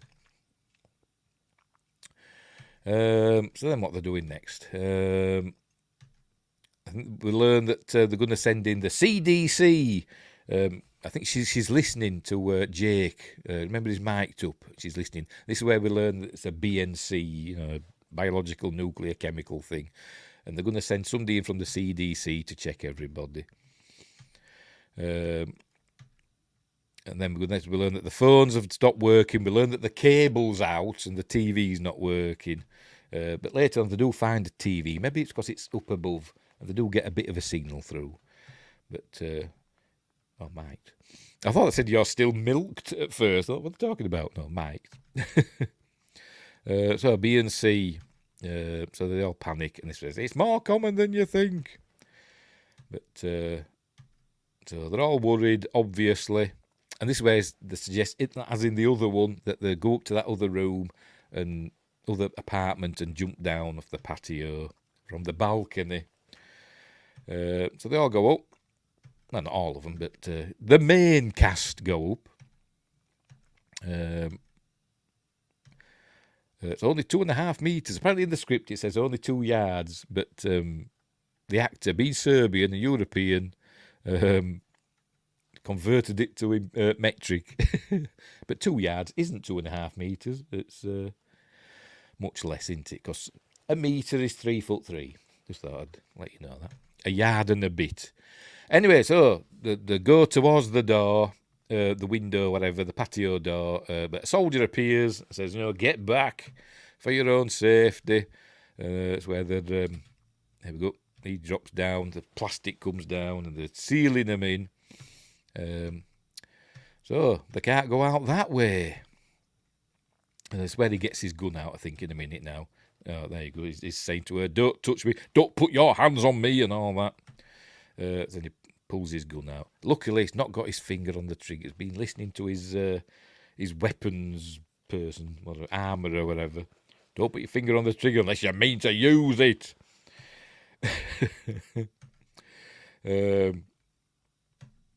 So there we go. So he calms down, and off they go back downstairs. And then we see a cool shot of a soldier outside, silhouette, as helicopters fly over.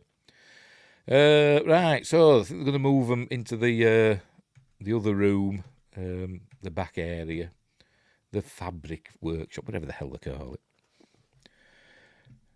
Frickin' metrics.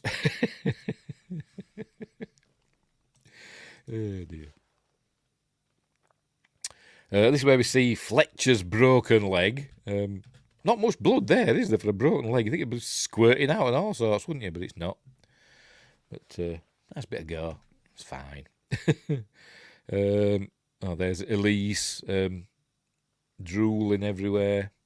Did I say played by the wife of the director? Did I mention that? Anyway, apparently she was in the Poughkeepsie tapes as well. It's a long time. I've only seen it once. A long time since I remembered it. It's a good film though, the Poughkeepsie tapes. It's about I think somebody moves into a house or something. They find these tapes in this house, and it turns out they were made by like a serial killer, and so it's quite disturbing in places. He's recorded himself kidnapping, abducting women, and torturing them and stuff like that, and murdering them. It's a decent film. This is where the vet is, dealing with these. I think this might be where he mentions it's rabies, because he says the tear ducts are overflowing, the drooling and all that. And we see that they're frothing at the mouth and all that. It says, it shows they're showing symptoms of rabies. Bernard says he's got lots of Vicodin in his room. So would that help? And the vet says, yeah, so he's going to get that. And I think, is this where he mentions rabies? He's saying, he's used to dealing with animals and all that. Does he mention rabies yet? He's saying, it's hard to believe Mrs. Espinosa could do this to 2 grown men. He must come to the rabies conclusion in a bit. If Fletch landed on his head, how did his leg get broken and not his neck? You'd think both of them he could have cracked his leg on one of the, stairwell rods, banisters, whatever they call them. On his way down, maybe, I don't know. But he did land head first, didn't he? But anyway. Stupid film. Anyway, right. So she's going to interview, like in the first film, where Angela interviewed Jennifer. Angela is interviewing, I forgot her name. Brianna? I forgot her bloody name. Hang on. Yeah, Brianna. Yes, all right. Crikey. Why do you call her Jennifer? What's up with that name? So she's interviewing us. We'll learn about Max. Blah, blah, blah. She's been poorly. Let's talk to Bernard. Roommate Sadie. Yes, like I say, he's an art teacher. She's his best student. How long have you lived in the building? He's been there 6 years. She's been there, I don't know, 2, I think. There we go, 2.5. So I don't know if the... Oh, yes, there's roommate. Yes, they do live in the same apartment. You must have Jennifer's body on the brain. Well, Jennifer's body. The film with what's-her-face in... brain fog. Megan Fox, not a kid. Yeah, she does look like Newt, doesn't she? She's got that very Newt thing to her. Throw some hot chocolate in her face, like Ellen Ripley does. You know, the best mother in the universe. Here's some hot chocolate, and they'll just smear it all over your face. Anyway, right. So what's happening? Oh, aye. Then Fletch comes stumbling out, broken leg and all. Cool. So they help him back in. Obviously, he's not ranting and raving yet. Who's that? Is that? That's her dog. I can't remember what they call the dog. Did she mention the dog's name? Hang on. No, he's given Fletch an injection. I'm going to see if she mentions the dog's name. Because something might happen to the dog later. Martini, is that what the dog's called? Martini, yes, that's the dog, Martini. Yes, so the dog was running off. Right, so they're dealing with these, and right, this is where he's talking about rabies, and it's showing them, the frothing at the mouth, the tear ducts are overflowing, and and all that stuff. Yeah, so she can't swallow or speak. Paralysis, delirium, etc. Rabies symptoms. So he's scared now because he says, there's no cure for rabies. And Jennifer says, well, have people take shots in their stomach for rabies? And he says, yeah, that's only, if they've, before symptoms show themselves. When symptoms show themselves, rabies is 100% fatal. But he says the thing is, rabies symptoms take months to show. These has happened in minutes, or even less. So they're saying, if they it's passed through bites or saliva or whatever, it gets through the mucous membrane. So if you get the blood on you, you're fine, unless you've got a cut or it gets in your mouth or your eyes, and then you're infected. Then how's it cured? It isn't. There we go. 100% fatal. Shit. Right. The lawyer says he's going to go upstairs to his room. The policeman tells him no, he's not. He said, if it's spreading, maybe we should separate. Which makes sense, doesn't it? Just barricade each other in your rooms and just stay there until help arrives. Anyway, but the cop won't let him. Then what's happening? What's going on here? They're trying to find another way through the back way. They're trying to find another way round. But the cable's out, but they've still got rabbit ears on their TV. That's some facts. Rabies is terrible. I don't know if that's accurate. I don't know. But that's what it says in the film. Let's go ahead and cure rabies and Lyme. Diseases are scary. They are. But demonic viruses are even scarier. Right, so they get up to, they going up to their apartment, but this dog appears. I don't know whose dog this is. It's not Max, I don't think. I don't know whose dog it is. I don't know where it's come from. But it's obviously infected. It's all slavering and all that. But it's wagging its tail. It's having a whale of a time, isn't it? Look, it's barking and stuff, but its tail's going... But look, unfortunately, lawyer man, whose name is, I'll let you know.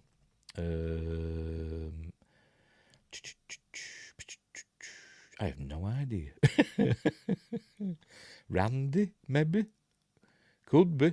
Or this could be James McCready. I've no idea. Anyway.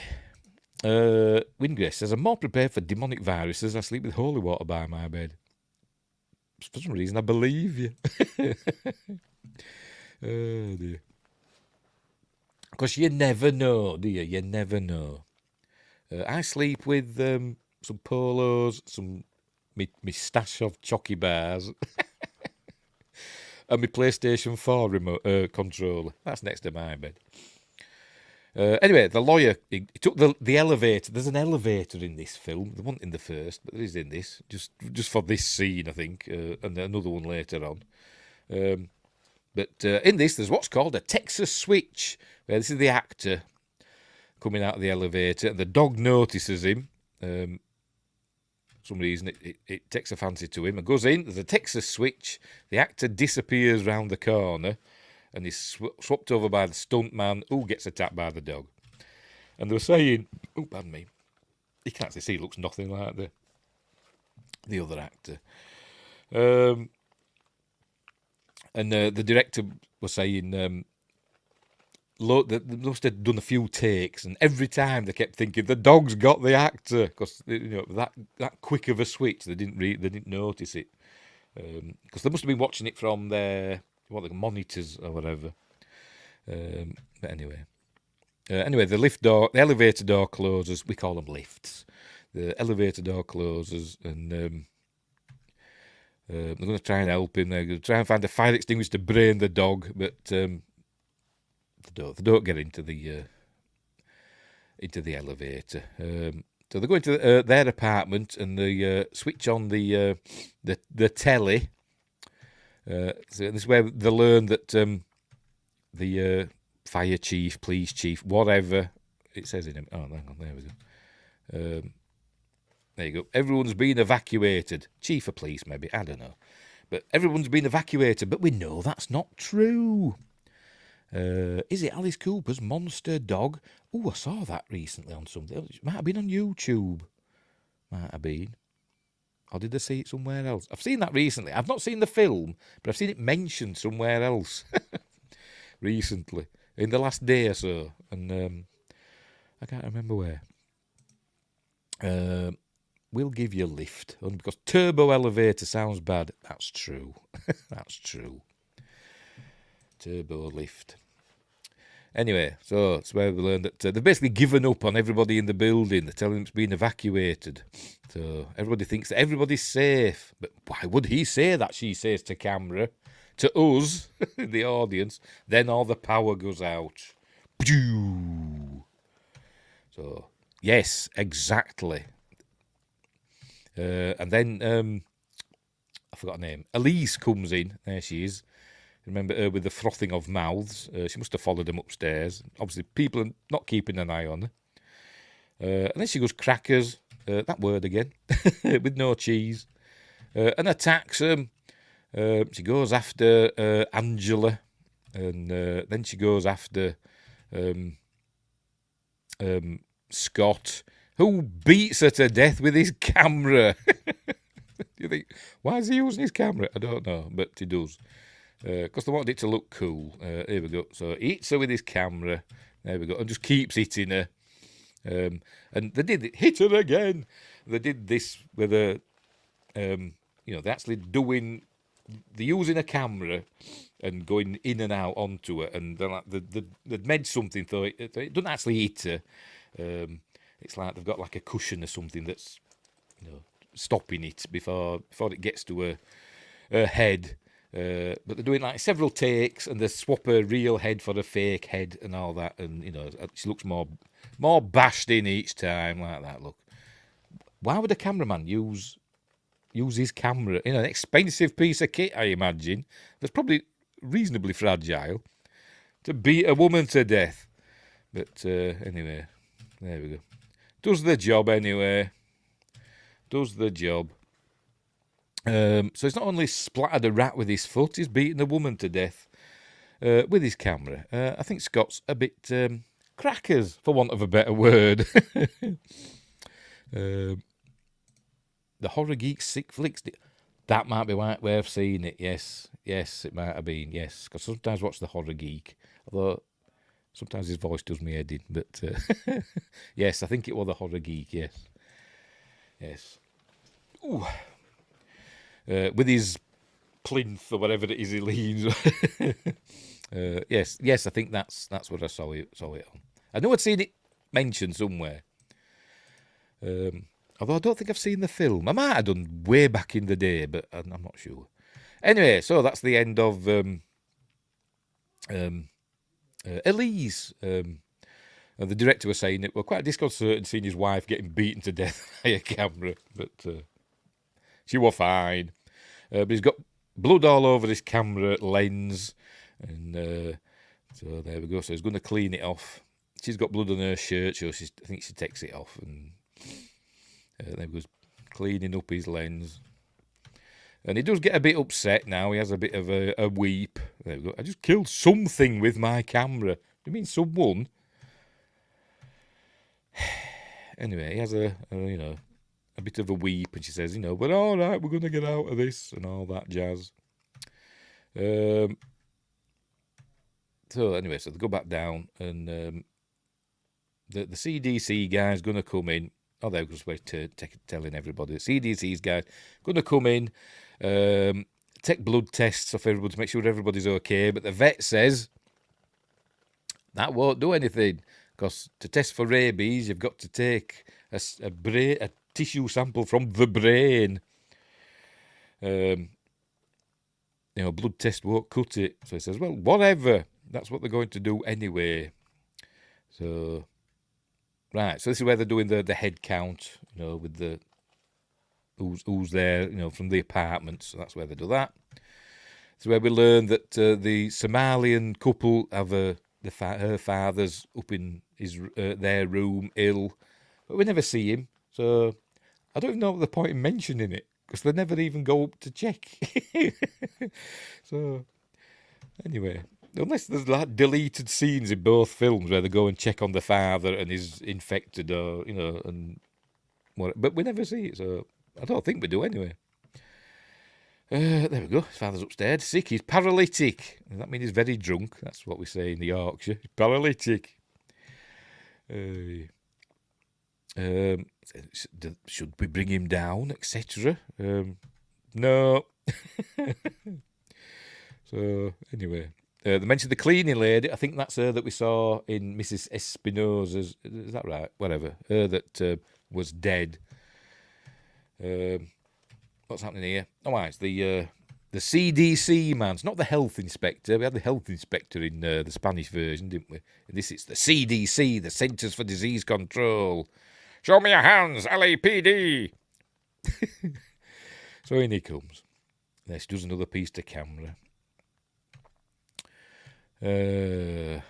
She's saying everybody's worried and all that.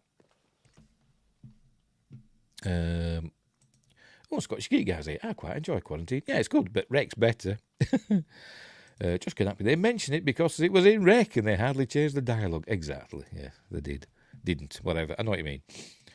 Yes. Same with the kid in the attic. How did that kid get up there? Don't know. Don't know. Anyway, so he's going to go in the back and check all the poorly people in the back, and they won't let the camera crew in. Where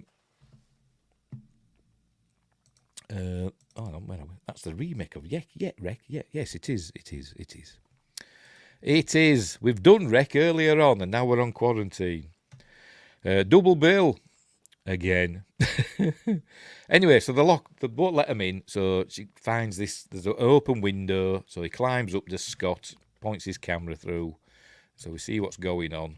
And we learn that they're handcuffing him to the gurneys, like in the other film.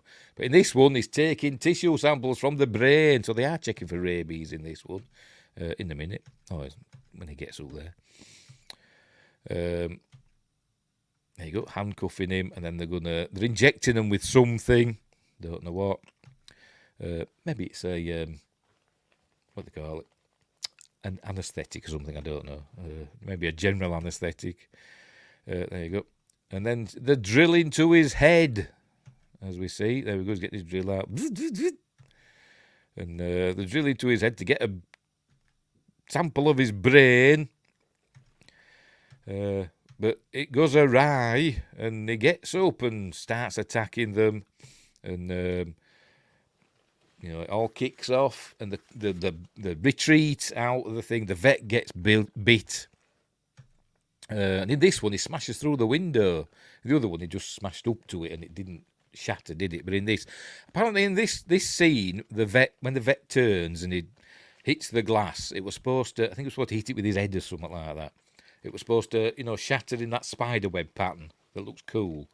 But it didn't. It just smashed through the glass. It just breaks into a big hole appears. But they said it was fine. It looked cool anyway. So they're all falling out as usual.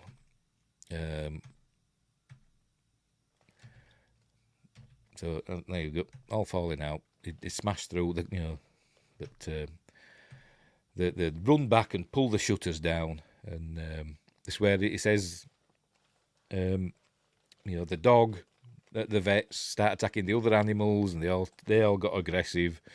And they got the dog's collar and blah, blah, blah. There we go. Led us to this building. Was the dog's name Max? Yes. So this is where now Brianna bites her mother and runs off. It's identical to the first film, except she's holding her the other way around. Jennifer were on the other side in Wreck. Oh, excuse me. There she goes. Upstairs. The handcuff. Kathy, was it? Whatever. Jennifer, Brianna's mother to there. There we go. They're doing that. Handcuffing her to the, what do you call them? Handrail. We call them banisters in Yorkshire, but I know that's not technically accurate, is it? A banister, but that's what we call them. Right. So they're going to go and look for. Oh yes, it is Kathy. So they're going to look for Brianna. Was that a song? Fleetwood Mac, was it? Was that Fleetwood Mac? Or did they have a song called Brianna? Or something similar. Anyway, what's happening? Where are we? To the finder. What's happening there? What's happening there? Don't know. Might have just been a noise, because there were noises in the building, thumps and groans and all sorts of stuff. I call it a railing, but that's probably wrong. Don't know. Call, yes. I don't know. If it were a railing, it wouldn't be in Star Wars, because they're not allowed them, are they? Anyway, so they're looking for Brianna. Now then, there we go. They're in Mrs. Espinosa's apartment. I presume that's the cleaning lady. I thought she were in blue. Anyway. Don't know where Mrs. Espinosa's gone. They actually mentioned that. Oh no, because she's not dead. Sorry, spoilers. She just pop up later on. I forgot. Because they didn't kill her, There we go. Banister is for a wooden railing on a staircase. Yes, I know it's not, but we call them the handrail that goes up and down stairs. In Yorkshire, we call it all a banister. Anyway, whatever. Right, so they go in. There's the cleaning. It's in blue now. Look, must have just been the lighting. They find Brianna. She's in there somewhere. They do come across her. I think they find the remains. Is it this one? Is it this? Hang on, let's go back a bit. The remains of Martini. Well, we think it's that. Have I missed it? I might have missed it. Might be in another bit. Let's go back again. There we go. Oh, back again. Down there you go. We think that's the remains of Martini. Somebody's eaten Martini, basically. Was it Brianna? Was it Mrs. Espinosa? Don't know. Although in the commentary they said it could have been a cat, but seeing as we don't see Martini, the little dog again, we'll say that's what's left of Martini. Right. So they find Brianna. She attacks Officer Danny. There she is, and. As you see, attacks him, bites him. Then, we've got Mrs. Espinosa arrives back on the scene, and Jake whacks her with his hammer. So I think she's dead now. I think he's supposed to have splattered her head, but we don't see it. So they go running out. They're breaking through the shutters, like in the first film. They can't hold them, so they all go running upstairs, and say Kathy's still handcuffed, so Angela tries to help her, but they can't. They've got to get out of there, so they're all getting. Hang on, let's go back again. There we go. They all get Kathy. Look, well, he does. Whoever that was, I don't even know who that was. Some bloke in a black jacket. Who was he? I don't know. Anyway, so they all run upstairs to a room, an apartment that were empty. There's one that's been refurbished or something, so it's an empty apartment. So they all run up there. What's left of them? There's the. Hang on, there we go. I forgot what he is. He's like what they call it, the caretaker sort of thing, and his partner, Jennifer, there's Jake, obviously. There's the CDC guy who's in this other room, and we see that there's Sadie as well. Oh, and Bernard, he's still there as well. Oh, they're banging on the door trying to get in. They eventually go away. But Bernard says he's had enough. I think this is it. They're asking if they've been bitten. They said no. They all say no. They ask Sadie, and she says no, but I think she has. I think she has. And then, he asks Jake, did you find the little girl? Who gives a shit about the little girl? Which is, direct lift from Wreck, isn't it? There you go. Don't stand there with biting her face off. Face off. Back to Nicolas Cage again. And Travolta. So she's telling them that nobody's going to come because she's seen it on telly that, they're telling the public that the building's been evacuated. She doesn't say that, but she'll say they don't care about us. And this is the CDC guy. He says he's been bitten. So they back off, and they don't have shutters. This in Wreck, this was Cesar's room, wasn't it? Or his office, or whatever the hell it was. It's his apartment where he had them metal shutters, which didn't save him. But in this, it's just doors that they've got. There we go. But I think we see that she's all bleeding, so they think she's infected. See her eyes are going, look.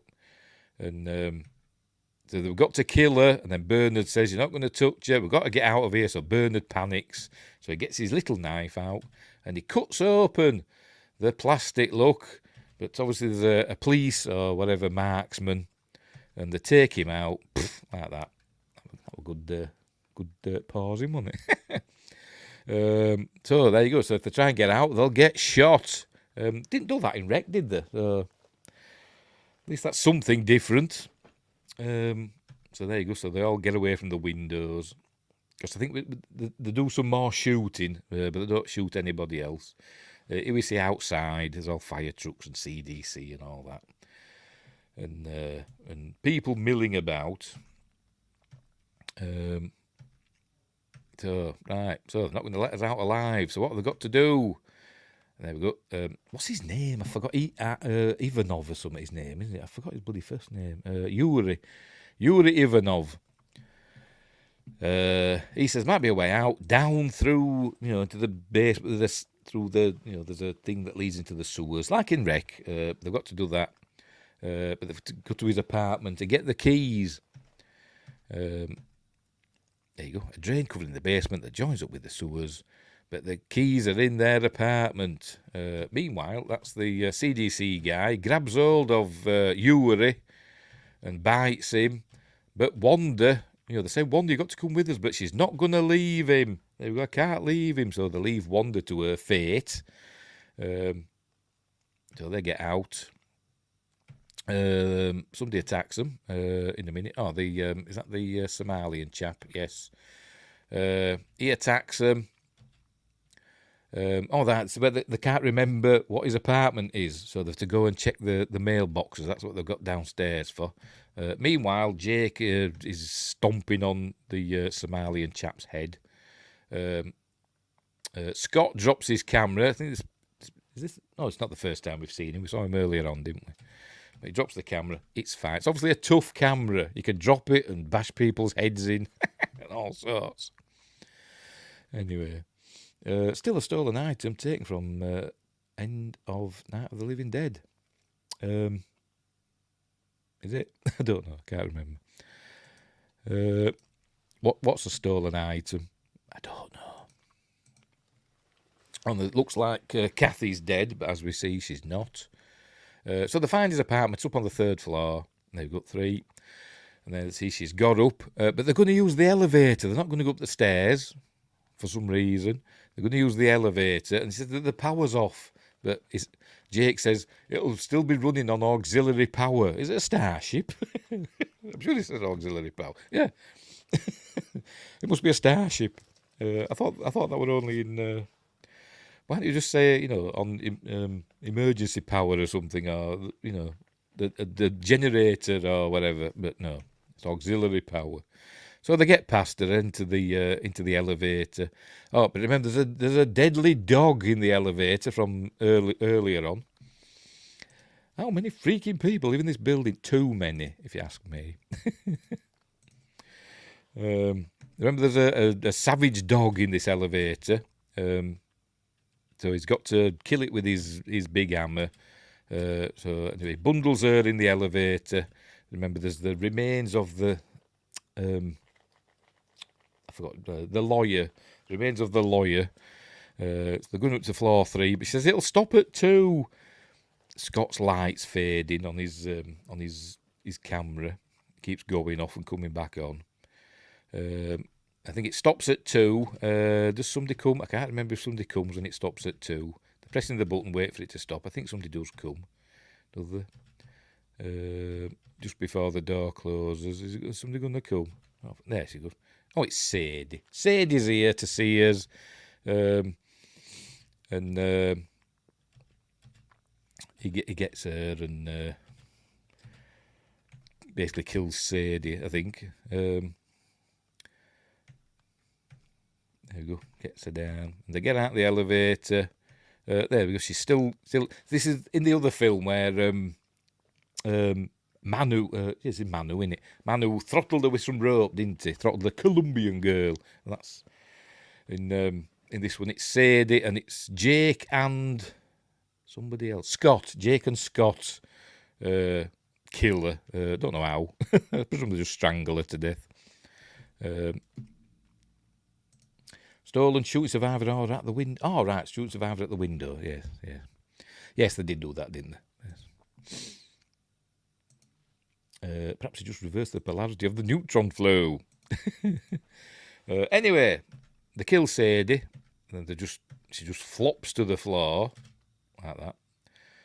And now, apart from a few little bits where, he interacts with her, there we go, where she moves, and it bumps into her. The rest of the time you see Sadie, they've actually, the special effects whizzers have just cut out her body so she doesn't move, so you don't see her breathing and that, because she's supposed to be dead. Probably from now, I think you can tell. Oh, maybe not that bit. Anyway, that's what he said. He said they cut her out so she was static, because she wasn't breathing. There you go, she's not moving now, is she? Anyway, so they've got to carry on up to the 3rd floor. So up they go. Oh, aye. The Somalian lady appears and attacks them. But he throws her over the banister. Handrail. Whatever's your poison. Bang. Down she goes. Sure, she'll be fine. Right, they're up in Yuri's apartment now, looking for his keys, much like Angela was in the other one. She finds them eventually. What happens to Jake? I can't remember, but somebody gets Jake, don't they? So they've got to get back out. Who gets Jake? I can't remember. Oh, it's Yuri that gets Jake, look. Yep, Yuri's got Jake. So they can't get downstairs. I think we see them all coming upstairs. There's the policeman. There's Danny. So they've got to go up. So they're going up to the penthouse. So it's an old, remember it's been locked up for years, so looking for an old key because it's an old lock. They get in eventually. There we go, locked in. And remember in the other one, it was like a lab, but it was like all old-fashioned and loads of religious stuff about. Then this one, it's just like loads of cages. I presume like rats and stuff were in these cages. That's why I'm guessing, you know, one or more of them escaped. And that spread the infection in the building. Does that mean there's spreading the infection willy-nilly, much like in Resident Evil 2, the game, where the rats spread the infection into Raccoon City, didn't they? But anyway, so they go in and they find all this stuff here, and they're talking about There we go, Armageddon virus. Cult Defector talks of Armageddon virus. None of this demonic possession malarkey. Whatever. South Pacific Island wiped out. Indigenous tribe burning their sick. So does this mean it's spreading somehow? Scientists baffled. Any more? Doomsday cult suspected in weapons lab break-in. As long as there isn't a Jill sandwich. That was the first one, wasn't it? That was the first Resident Evil. There's got to be a back door somewhere. Great dialogue in that film. Anyway, so that's where we learn it's all about. It's a doomsday virus, Armageddon virus, whatever you want to call it. Like I say, much like 28 Days Later, isn't it? Where it turns them into raging maniacs. Right, so they're going to have to go deeper into the apartment. So they go looking. I think this is where she finds a tape recorder and other stuff. There we go. Like we saw in the other film, you know, documents of diseases and stuff. But let's find the tape recorder. But no, they press play, but it's obviously battery powered, and the batteries are dead, so all you can hear is much like my commentaries on these videos. But apparently that's Doug Jones speaking, but you know, obviously they've making it sound as though the batteries are running out, because I think the Doug Jones character in this is the doctor who were doing this research. I think, does it actually say in the list? I never thought to check. Doug Jones, where are you? Doug Jones, there he is. Oh, it just says thin infected man. That's all it says. What does it say in there? Yeah, that's all it says. So there we go. Anyway, so the plate, but you know, we can't understand what it's saying. So what's that one say? Island overcrowds something, plague survivors. Town devastated by unknown something. Cool. Any other clues? Oh, pardon me. Oh, island overcrowds from plague survivors. South San. Oh, that's the thing.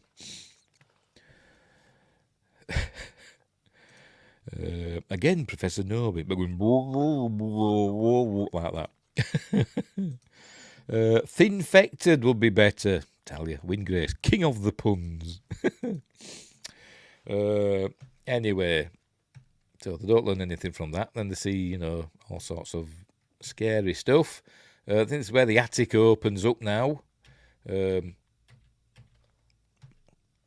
it comes. 3, 2, 1. Bang.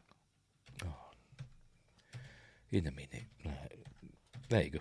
The attic comes open. So in as in the other one, sticks his camera up and we see a kid. Don't know what a kid's doing up there. Who is this kid? No idea. He's going to show us. And action. There. Paused on the kid. Some kid with a manky face. Just looks like me in the morning. Well, me when I was a kid, sitting about in my undie plugs. Stephen, get dressed. So this was set off by a 12 Monkeys situation. I don't know. I've never seen that film. I tried watching it once. Tried watching the film. I've never seen the series. I tried watching the films and I couldn't get into it. I know people say it's amazing. Yeah, minus the time travel. But I couldn't get into it. They even framed the camera the same. I don't think Joshua Kanapke is impressed with Quarantine. It's all right. I still want to know what these kids are doing up in the attic. Flowers in the attic, perchance. Right, so his light's broken. So he puts the night vision on. And they're trying to make out that they're walking about in total darkness, but they're not really. The director said we couldn't have in total darkness for safety. Although they did in the Spanish one. But so they're fumbling about, and this is where Doug Jones makes his appearance. We see him walking through there. There we go. So they've got to be quiet. And then Doug Jones is... Saru is walking about.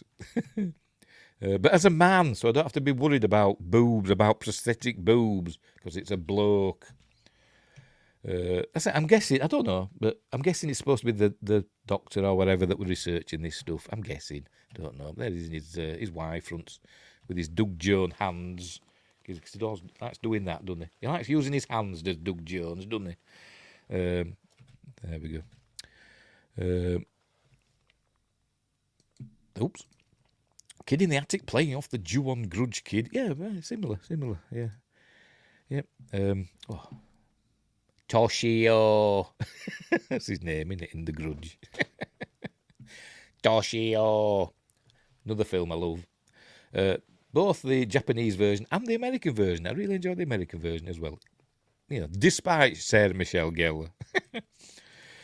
Anyway, so they try and sneak out, like in the other one. But, you know, they make a noise, and so thin-fected man comes charging after them.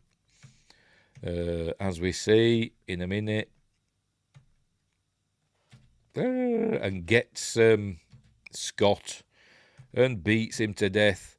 She tries to go get the camera, but something falls down. So just as she picks up the camera and has a look round, and then she gets chased again by a thin-fected man. Here he comes. Javier Botet. You know, nothing against Doug Jones, but the one in Wreck is infinitely scarier, in my opinion. Was Doug Jones a mime? I don't remember what. I don't know, but it looks. He must have had training in movement and stuff like that. So maybe he was. I don't know.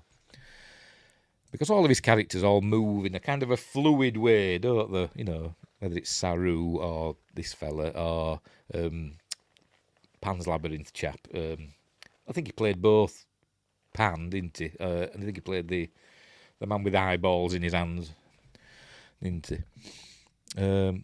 I hear he sells power converters at his station. Toshio, yes. Oh dear. Toshio. Maybe I'll do that one day. I don't know which one. Which version, though? The Japanese one or the American one? Don't know. Anyway, so there we go. She gets got by a thin-fected man and drops the camera, and then this bit, let's say, she crawls towards it. She's, you know, Jennifer Carpenter's lovely, but she's not a patch on Manuela Velasco, is she? I mean, really, guys, come on. And she gets pulled away, and that's the end of the film. There we go. Directed by John Eric Dowdle, and it's a decent flick. Seen Absentia? I think I have.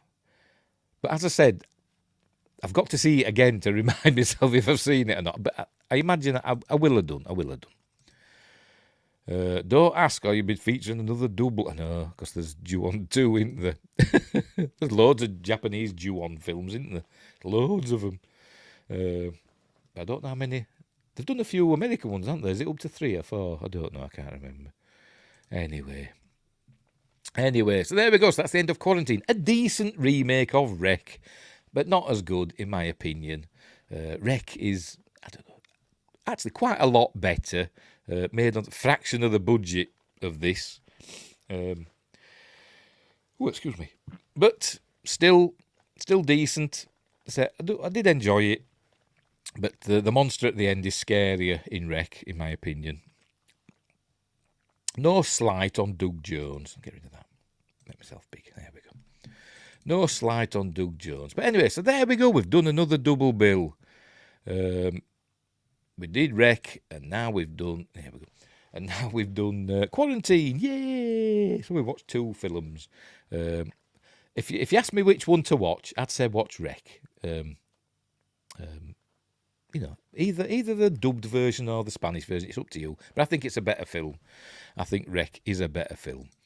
And Joshua Knapke agrees it is decent, but Wreck has the superior kung fu. Yes, it is much better in my opinion.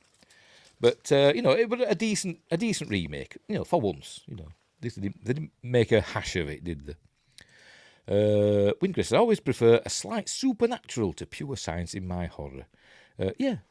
Because I like, it's mystery, innit? I like a bit of mystery as well in my horror. Some, unknown force rather than a scientific thing. Science is fine when it's done well, and it was done quite well in Quarantine. But I do prefer the supernatural threat rather than a scientific one. Maybe because a scientific one could be real, whereas a supernatural threat, less so. Although I do believe in that stuff, as I've said before, stuff has happened in this house. Not recently, but stuff has happened in this house. And I am a believer in all that stuff. But anyway. Right, so we're done for another night. So what's coming up? Oh, yes, tomorrow. Oh, I've lost the... it's over there. Never mind. Tomorrow, I'm going to do a special, that Old Yorkshire Geeks Friday Night Appointment with Fear, number 71 special. I think I've done a... Hang on, just bear with me. I did a... where are we? I did a thumbnail, so... There we go. I'll just share that. There we go. I did a thumbnail. So that's tomorrow. Rec 2. I'm going to watch that, but I'm not doing it live. Press the wrong button. I'm an idiot. I'm not doing it live. I'll be recording it, but I'll be recording it as live. But it just means there'll be no chat or anything like that. I'll just upload it as a video. So I'll do that tomorrow. In the daytime, I imagine. We'll see. It depends how busy I am. Whoops. Maybe Doug Jones lives there, unbeknownst to you. Maybe he does. Up in the attic. Because we never go up in the attic. Scary. Too many spiders. I've seen shit that'll turn you white. Ghostbusters. See, I know that reference. Hang on. Where are we? Where is it? I understood that reference. Intentional spelling of white. As in Paul White, The Big Show. It's The Big Show. Did any of you get into SCP stuff? What's that? I've no idea what that is. I have no idea what SCP is. Super Consumer Products. Is that like the forerunner to Omni Consumer Products from RoboCop? I don't know. Supernatural Car Park. I don't know. Hey, I bet if you look for that on YouTube, I bet it gets some hits. Supernatural Car Park. I bet it does. Anyway, so tomorrow I'll be doing that Rec 2. We'll be doing that. And on Monday, Sunday I'll be doing my news stream. And on Monday, where are you? There you go. On Monday, this week's Magnificent Mondays, we're doing The Last Starfighter. Dun, dun, dun, dun, dun, dun, dun, dun. Dun, dun, dun, dun, dun. Greetings, Starfighter. So we're doing that on Monday. I haven't decided what next week's Appointment with Fear is yet. It's not going to be Rec 3. Honest. Right. So I'm waiting for Windgrace to tell me what SCP stuff is. So I'm not going yet. I'm just going to hang on. Oh, there we go. Right. It's an online community thing. People create lots of crazy paranormal stories that an agency is in charge of protecting us from. Some of them are really cool. All right. A bit like, what do they call it? That pasta thing. Creepypasta. That's an online paranormal thing, isn't it? Cool. Is that what SCP stands for? Something creepypasta? Probably. Probably. It's where the Slender Man stories came from and that, isn't it? Anyway. No. Not really got into it. I know of it, but not really got into it. Right. Leave it there. Now I've got to go and order food for my son. He says, at this time, places like, I think McDonald's might still be open, but I'm not ordering from McDonald's. Regular places are closed, because now at this time, it's just gone midnight here, but we've got an Indian takeaway called Zam Zam near me that my son likes stuff from, so he wants some chicken and chips from Zam Zam. Anyway. It's secure, contain, protect, I think. Oh, no, fair enough. And there you go. Joshua Canappi confirms it. It sounds like something from the back rooms, doesn't it? Does. It's another thing I like. I like on YouTube, the back rooms. That's creepy, isn't it? Anyway, right, so we'll leave it there. So thanks, Wingrace. Thanks, Joshua Canappi, for sticking with me to the end. We also, Scottish Geek Guy popped in as well, didn't he? Sci-Fi Quest, thank you. Thank you, Joshua Temple. Hope you get better soon. Same with you, Wingrace. You said you've been feeling a bit under the weather. Hope you'll get better soon. Keep the polls up on YouTube. What did I pick on your last one? I forgot what your last one was that you did today. The EV suits on Star Trek. I like the Enterprise one, so I picked that one. The video game Control is loosely based on SCP. Video game Control is loosely based on it. All right, I don't think I've heard of that one. Anyway. Right, so, was there anybody else pop in that I didn't notice? Scottish Geek Guy mentioned you. Sci-Fi Quest is in bed now, probably. Castellar, Daniel Garcia. Yes, you popped in as well, didn't you? Yes. And there we go. I think that's it. I think I've got everybody. I think. Yeah, right. Right, so we'll leave it there. Hang on. Control is a game set in the same world as Alan Wake. I didn't like the first Alan Wake game, so I didn't get very far in it. Anyway, right, so off we go. So, thanks for watching. Wherever you are, don't have nightmares. And all that stuff. I forgot what I say. But anyway, whatever, I'm going. So I'll see you, fingers crossed, tomorrow for Rec 2. Watch out for that. Where we learn more about this demon possession virus thing.